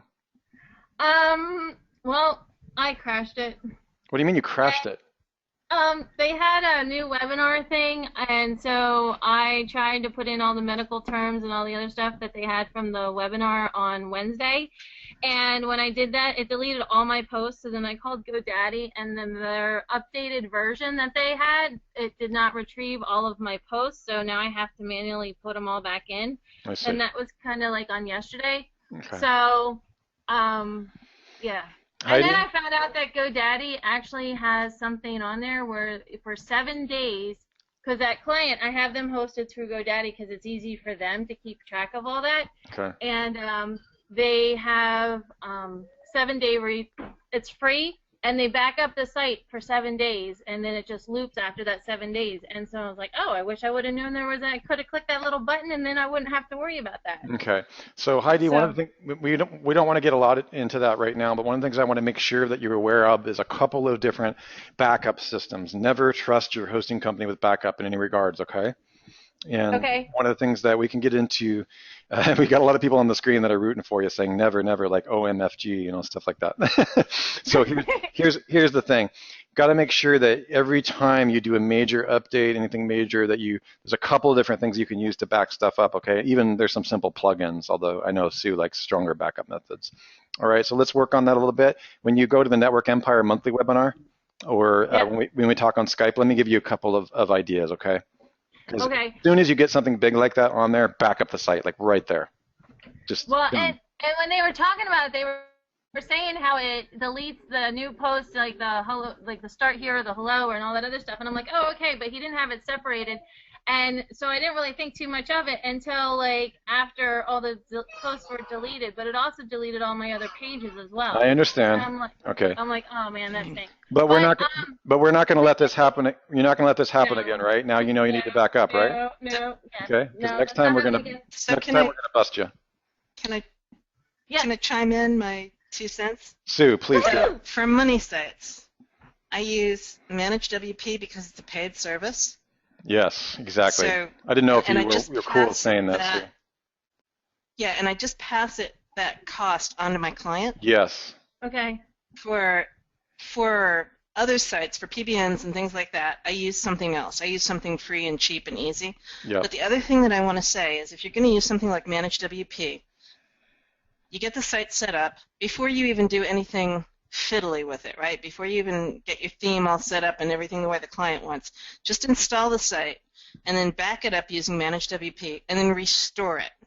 Whatever backup you decide to use, even if it's not Managed WP, restore it once while it's brand new and fresh. Correct. So that you know how to restore it.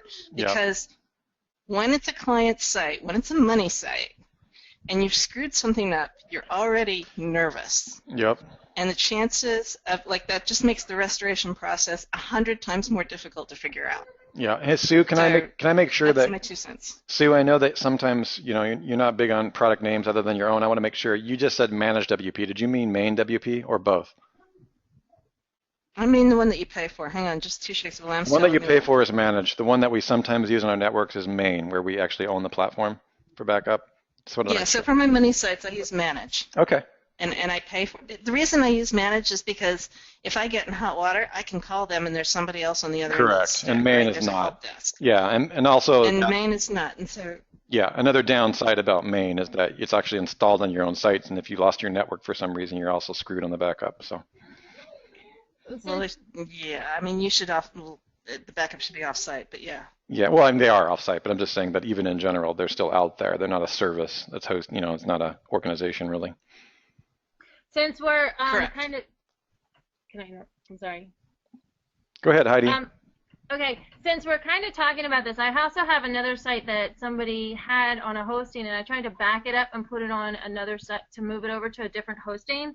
And when I did that, the data didn't transfer, and the guy who was the webmaster before I am having a hard time getting him to work with anything, even though, well, he put the website together for somebody, and he's just too busy and hard to get a hold of. And then I was able to get him to give me some information, get the site back up because it was down, and then we were moving it over to a different hosting, and I paid, got all that set up and everything somewhere else. For that person, I didn't know, isn't there another way that I can collect that data? If he's not going to give me that file, do I have to go out and like copy all the images and do like an image restore or not? I don't know what it is. Like how do I get that information? And those images so I can put them somewhere else. There's two parts to your blog. One part is the database, and the other part is all the files. And a good backup plugin will give you everything, right? It'll give you the database and it'll give you all the files. Now sometimes, if the site is large, that file is too big to download. And so then you need something like cPanel or FTP access. Like PinVids, so that you can forget get about in it. and grab all the files. Yeah, but I can't get that access because that other person managing it is off. Geez. You Yeah, just exactly. can't get a hold of him. So, and Heidi, like, Okay, this is why we're do talking. you know where it's hosted? Yeah, he has that stuff hosted with HostGator. And he's actually holding the hosting account. It's not your client? Correct. He's holding it like my client. Well, it's actually my pastor at my church. So the other guy, when he was an intern in college, he did it for them. And then now he's just too hard to get a hold of because he's got his own stuff and he's wherever he is. So let's go back to the idea of control. Remember that had everybody put down the screen control? Exactly. Yeah. Okay, so I'm trying to figure out how can I get the control from him because I backed everything up. Yeah. But I didn't have I had the one file, but I didn't have the second file, and I don't know how to get the other file. Right. Well. So try a better plugin. Yeah. Yeah. It's going to be. Yeah. Don't get me started. So if I get into the WordPress file, which I cannot get into the control panel, but if I get into the WordPress file, I can, like that, when I did that part, it let me back up, but the other part, it wouldn't. It said I needed some other. Okay, do you? I don't remember what it was. I tell you what, like ping one of us on Skype, probably me, because Sue's in the middle of the huge stuff. That's really, okay, I can do that. really super simple. As long as the file is small enough, you should be able to extract the database right out of the WordPress control panel. Okay. And on that note, don't get us started on control. Control. All right, you guys. This is that you are the common denominator that proves the rule. That's what we're trying to say here. Okay. Okay. Can I add 2 cents on my other client site though? Okay. One more thing, and then we'll move on to. It was a great day. Remember, I told you I talked to the client after. For those of you who don't know, in the Network Empire, like they talked about that in that webinar, and then for follow-up, I posted that the other client, because I was doing things above and beyond what I should be getting paid for, he got me a computer, which I saw Jimmy's at OMG Live, and I thought it was really cool, so I wanted that. He paid for it, and I got it last week, and it is so cool. I love it. You're awesome, Heidi. Fantastic. Fantastic. So cool.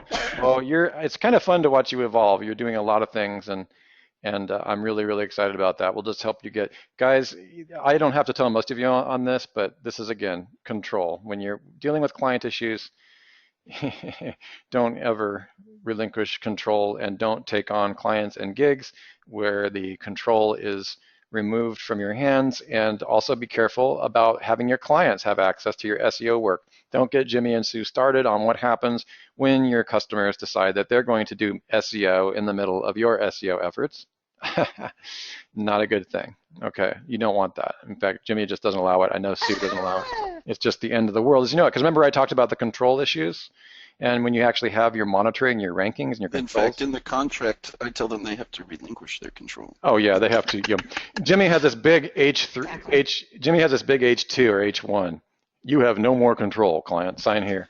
Yeah, they have to give me full control of everything. cPanel, FTP, blog, and they have to give up control of whatever their site currently says for their titles, meta descriptions, content. And if they won't do that, then I don't work with them. That's right. Now, guys, I really want you to listen to that. This is a really intimate and client facts that are not, that you shouldn't assume. I know a lot of you try to stretch because you're doing work for your aunt or your uncle. I know Heidi actually did. One of her first gigs was somebody with a relative. Here's the thing, is it doesn't matter. You can't do what you need to do when people are meddling in your stuff, especially if you're the best of the best, okay? And what you guys are becoming, and you will if you continue to work with us. So Jazz is saying clients are their own worst enemies. That's a fact. It's very, very similar. I've already given you an example of when I did a test and I didn't focus on the control and I added another item and I thought Jimmy or Sue were wrong about something on the rankings. And of course I hadn't done a pure test and I'd done 2 other things. And I was, taking too many vitamins at the same time. I didn't know which one worked. That's the problem here with clients, is they get in there and they have to do something, right? Challenge with that is that they just ruin what you're working on and they punish you for stuff that they messed with. That's the worst possible scenario. So you just don't want them to do that. Now there's somebody else here. I wanted to make sure, Jimmy, how's your energy level? Good. I know that we had Adrian and Christina. Christina, I'd like to have Christina go next. Christina, are you still here or did I lose you? Looks like she's still here. Yeah, she's still here. Okay, I'm going to go ahead and unmute you. Christina, can you hear us? Christina Crawley? I can, and I have my headset on. Fantastic. Hi, Christina. Hi. Where are you calling in from? I'm calling in from Denver. Actually, Highlands Ranch-ish. Oh, I know Highlands Ranch. I actually had a huge business startup. I was part of a startup there, right there in Boulder, not too far from you. Cool. Yeah, just to 470 right away. Yes. 7th generation Gaiam catalog. Remember that? Yeah. Yeah, I started that company. Still there, I think, aren't yeah, they? Yeah. I launched that company. Oh, that's great. Well, what's your question? Okay. I put through privately the website that I'm working on. It is for the surgeon that I'm working for. I see it. And he is his own worst enemy, and I've kept a lot of control. I did take a lot of your advice as I wrangled him in. Sure. It's the first of 3 sites that he wants me to work on. I've been following his sites before I started working on it from March, and it seems like very little of his keywords will pop up above 40. Interesting. Now with that particular site, I put it on new hosting and I had it rebuilt because when I started to have it rebuilt and actually dug in to the site, I found that there were 4 subdomains of duplicate content. And so I took that off and I put it on to another host that I only have access to. I'm cleaning up some of the grammar and some of the keyword stuffing because there was a certain keyword on there 25 times within like 300 words. So he's letting me do some changes to it. He's tying my hands in a few ways. And he's just not going up. Okay. And the words that he really wants to be top for, he is probably in the 90s. He's kind of gone down. Okay. Well, that sucks. Yeah, I just put through that one word. He's in the 90s. But one of the words that I did a lot of work on, one of the pages, it popped in at 30, but it hasn't gone much higher. And I'm thinking I need to do DAS. Can you tell me what keyword it is that you're trying to? I mean, you don't have to. Yeah, Jimmy, we've got it right here in the private questions. Okay. Yeah, she's got it right here. That's one, and then here's the other one. Yeah, I will tell you, I've worked in this market, Christina. In fact, it was actually the 3rd theme that I've ever had. I'm not supposed to mention the theme, right? Sure. Well, it's a surgeon. That's okay. Okay, so Most yeah. people know it's a surgeon. Yeah, and I work specifically with that type of surgeon. And here's the thing: is like there's one thing I just want to let you know straight away. Like they hire badass SEOs. Like I just want to let you know, like right now, like the best. I know that for a fact because I was in their association. One of the first sites I ever built was an association for that type of surgeon. Uh-huh. When I worked at Icon Interactive in 2003. This is right before I met Sue, actually. And I guess what I'm really only saying is that there's a lot of, you've got some competition there, you got some skills, right? That's just something worth noting. Doesn't mean they can't, you know, that you can't deal with it. I mean, you've got what we're showing you here, and you've got Jimmy. And I think his last two SEOs were the worst of the worst. Okay, that's entirely possible. I mean, but generally speaking, if they're a part of an association or they're one of the higher end guys, that they're taking over a county or something, or a state, they're generally pretty good. Now, if you got lucky. His competition is pretty good, I think. His what is? His competition may be pretty good. Yeah, that's generally the case, Christina. It's generally the case that they're damn good. And I'm having citations created. Sorry, go ahead, Jimmy. Have you sent keyword anchors to this domain for that keyword? I've just got the site built. I haven't sent anything new because there's a whole lot. I've looked through Ahrefs. There's a lot of keyword anchors for that. And I'm just kind of not sure what I should do keyword anchor-wise. So one thing I notice on this site, so make a page specifically about that, not with the descriptor in it, but for your root keyword. So the last two in there. So you make a page and make sure that the last two of that are in, you know, optimize it for that keyword and only mention the descriptor once in content and once in title. And that should help it lift. Nice.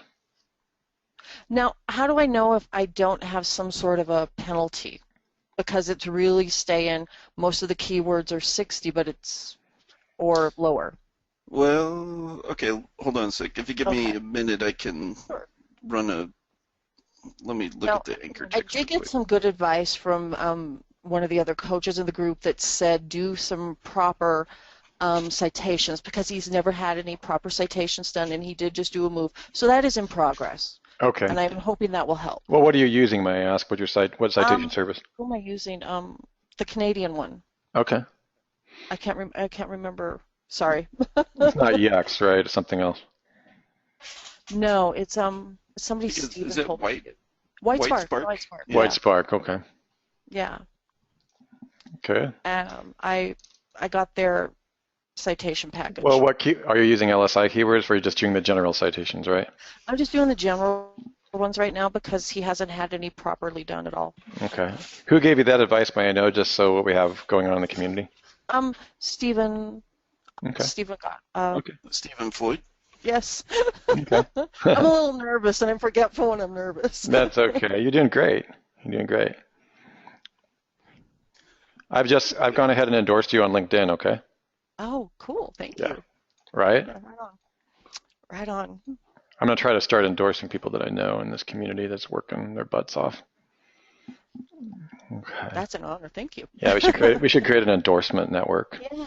A network. We kind of have one going on within the group. I know we do. And it's been very helpful. We do. I know that Cotton started that as well. You know, yeah. Not a bad thing. As long as I know that you guys are working. Oh yeah. Okay, so your anchor profile on that looks good. Okay. So you just need to have a page about that put onto the site. That's the only thing you're missing. Sure. And he has like 90 sites that are linking to it. I'm thinking some of those sites are nothing that I've looked at. Some of them are just like link farms. And should I disavow some of those because they're not? I don't know if they're really adding anything to it, and then maybe just do some DAS for him. Yeah, let me see. I'd have to run a detox report on that. Let me see.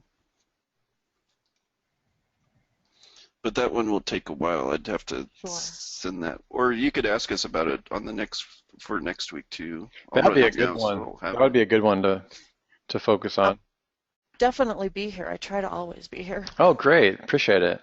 Yeah. Either that, or we could do a marathon, and we can go on for the next 9 hours until Jimmy's wife told him that he needs to get off.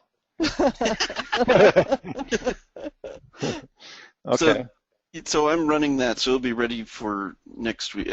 I would do it now, but it takes about a half hour to Yeah. run typically. So Yeah, I'm grateful, forever grateful.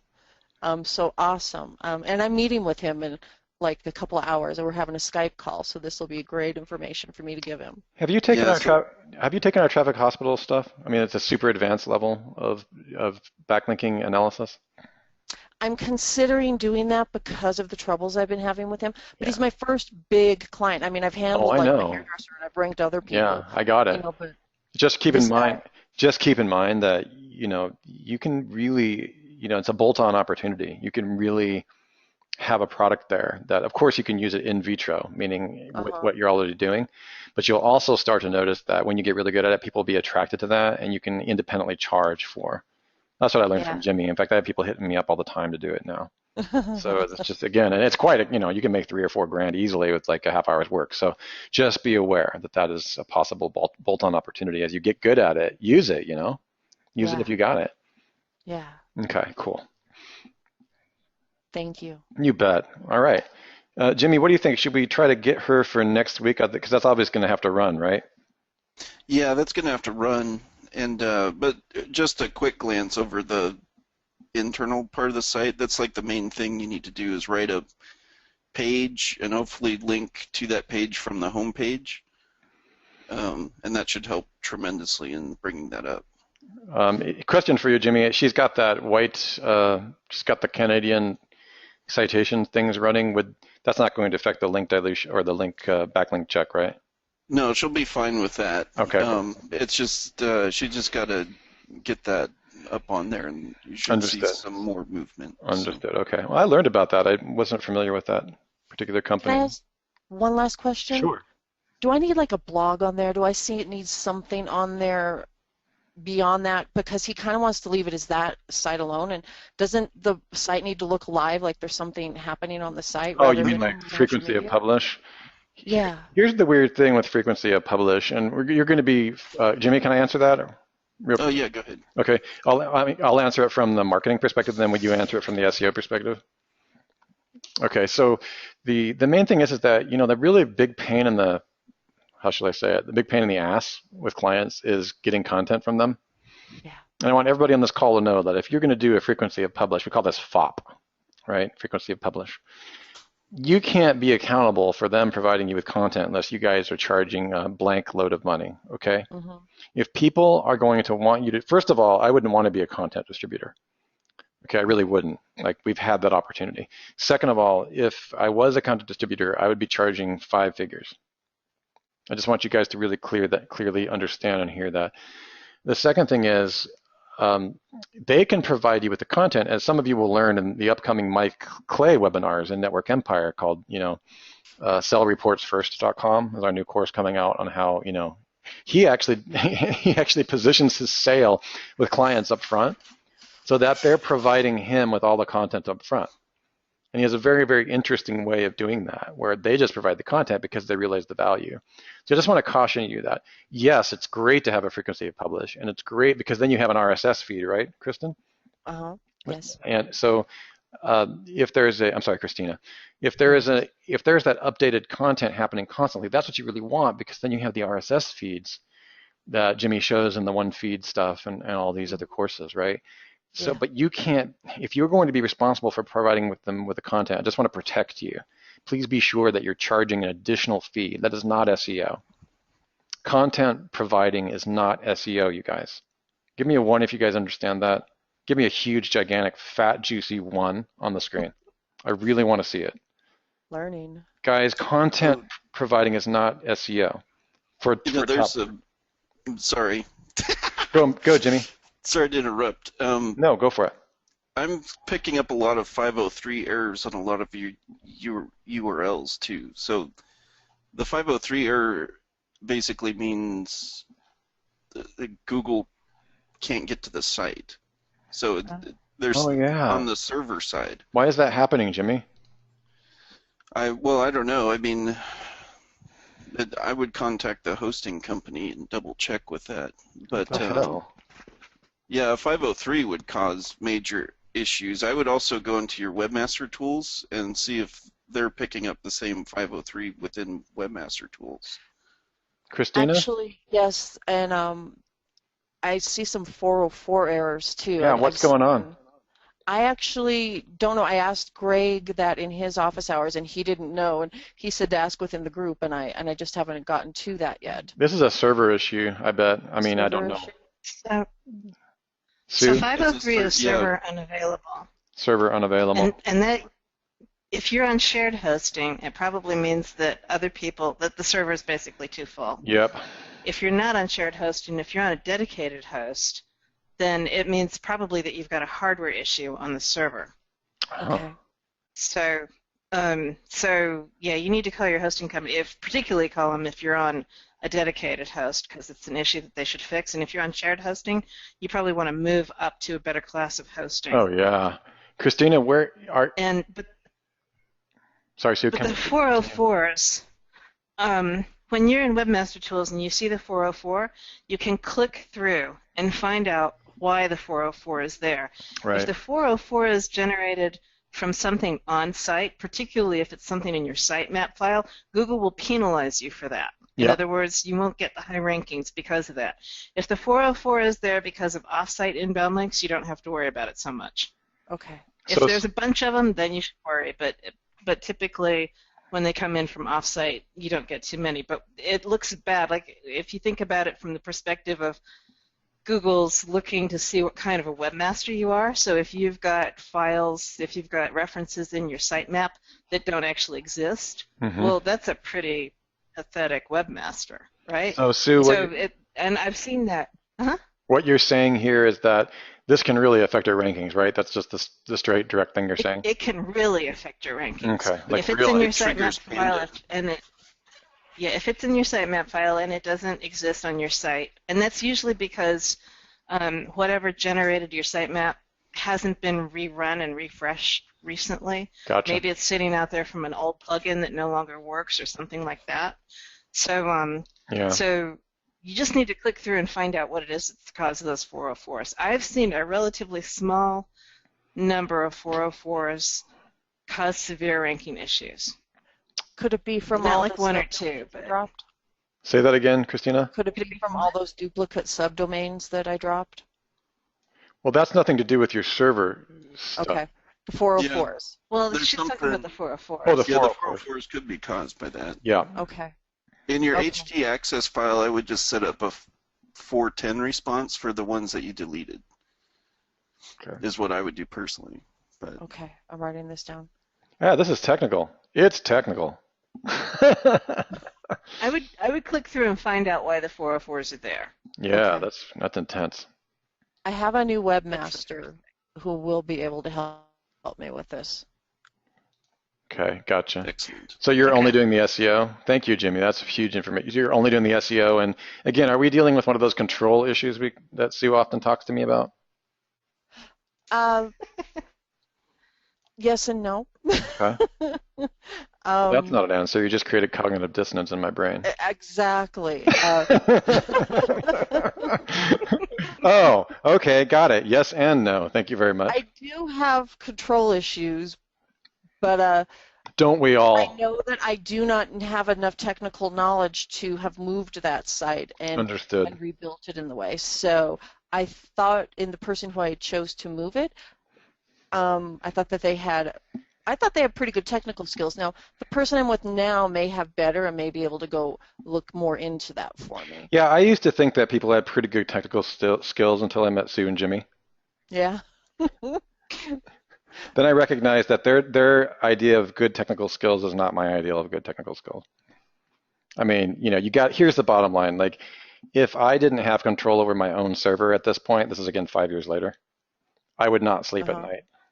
Like if I didn't know that things were happening there and I didn't have access at some point in an emergency and I couldn't back it up. I mean, that may not be where you're at right now because I realize this is your huge client, but I just want to encourage everybody in this call to focus on our big C word. We're going to call this the C word from now on, okay? Control. That's the thing that I took away from Sue and Jimmy over these years. It's a very, very important time. Oh, Zenith, that's a really good idea. So I'm making you feel like I'm luckier than you. I got it. I'm sorry for that. No, I'm saying that, Zenith, what I'm really saying is like find a team where you have control over your infrastructure and start building a team now so that you also have the same degree of control over these issues. And when you're setting up your client, I know you are, Zenith, we tease each other a lot. The thing is, I really do want you guys to take it seriously because I've lost about $35,000 to $45,000 by not having control of the infrastructure. So the main thing, again, Sue cleaned my act up on that stuff. So that being said, start to move. I'm talking about over 10 years, Carol. So just so you have an idea. So that being said, I just want to make sure that you move into those, that you benefit from the same things that I learned from these guys. And that is, yeah, own nothing, control everything. Peter's saying, no, I want you to own everything and control everything, Peter. Okay, cool. What do you think, Jimmy? Do you want to move on to, since we're going to go ahead and get back with Christina on another event, we're going to go through that. Do you want to wrap it up? We've been on close to 2.5 hours. Yeah, I think we're good for today. Hopefully this was fun.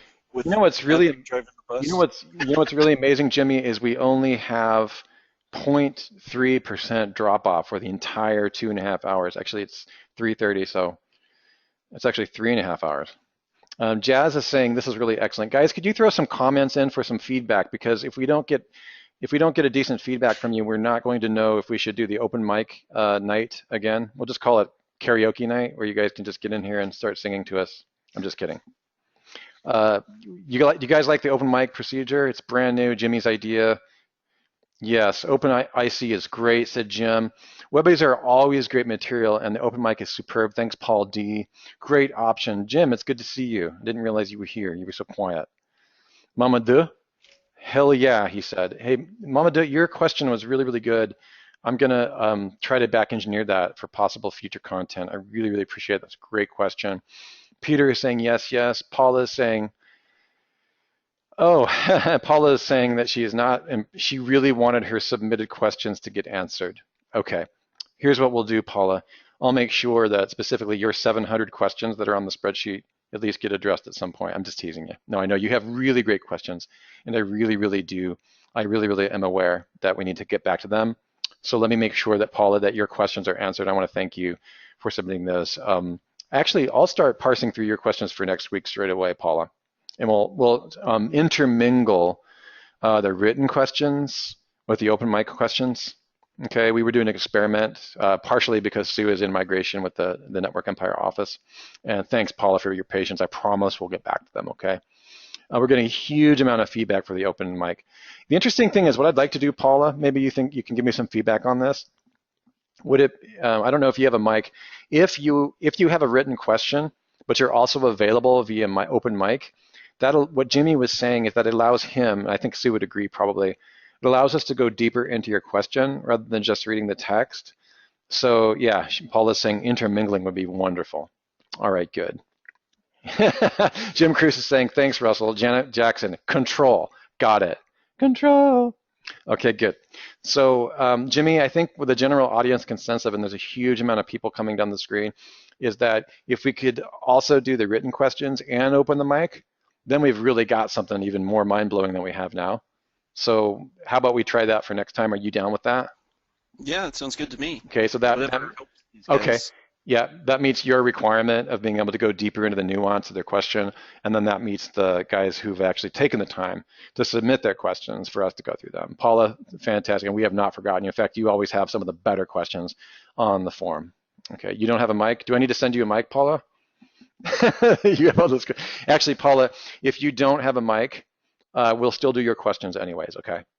Especially yours. We'll do everybody's questions.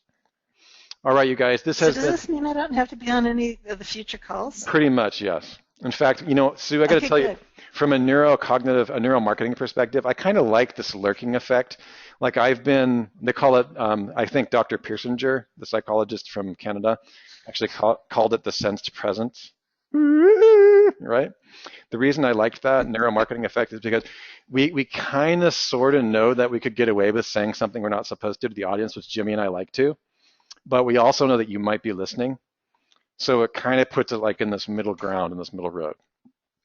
So we never get too far out there, but we're never sure if you're gonna, like, you know, if you're going to crack the whip and we're like not sure, right?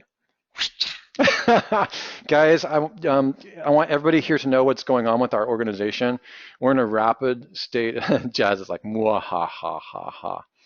We're in a rapid state of growth, and we have actually opened an office in Austin, which is really, really cool. That's going to be crazy for our think tanks and our other crazy stuff. So Sue is in transition. So if all of you could remember her in your prayers and whatever your belief system is and your good vibes. She's moving down to the Texas, or the office is moving down to the Texas area. We've got all kinds of really, really cool things coming, and this is going to be very, very good for development. So just keep her in your thoughts, and just so you know what's going on, Jimmy and I are going to hold the fort down during your transition, which is going to be evil. And we have lots of very, very, very cool stuff. I want to really thank Sue for this first stage of the Network Empire company launch. We've been working hard at it for 5 years.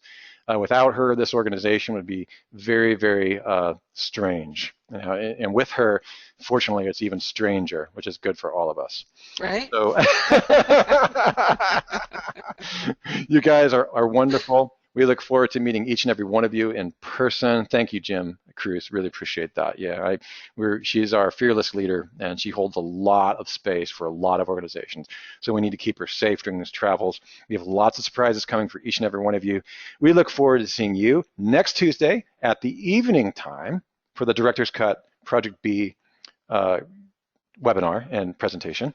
And please do be aware, and I know that David Mills says it's completely fine for me to say this, we do have our Tech Foundation 2 training starting over in the Network Empire camp.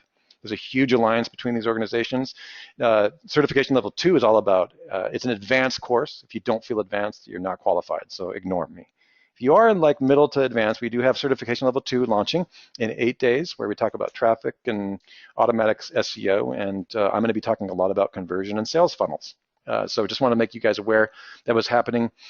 Zenith is saying, yes, Sue, you're going to Austin. Love Austin.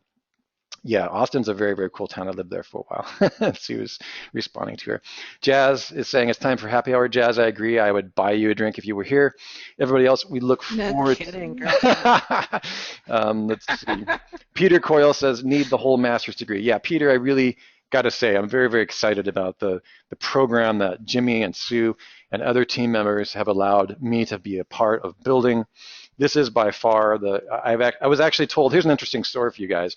I talked to one of the more intense marketers in the world. If I dropped his name right here, you would know him. I'm doing some interaction with this person. He's done over $250 million worth of online sales over the course of the last 3 years, which is not too damn bad when you do the math. He is actually pretty excited and impressed by the courses and training that we have to offer, meaning nothing like what we're doing has ever been attempted before, where we focus on SEO, traffic, and sales conversion all at the same time. It's very, very ambitious. So it was kind of nice because, you know, I don't often get a lot of feedback from people who make, you know, hundreds of millions of dollars per year. So that being said, there's a lot of money out there, you guys, and there's a lot of skills that you are learning, and you are moving into this new netocracy, this new era of online marketing and sales and wealth, the huge shift of wealth. People are wrong when they tell you that the wealth is shifting from west to east. It's shifting from west, east, north, and south onto the internet. And you guys are right there. We look forward to seeing you guys on the inside. This is Russell Wright, one of my best friends, Jimmy Kelly, and my dear, dear friend and mentor.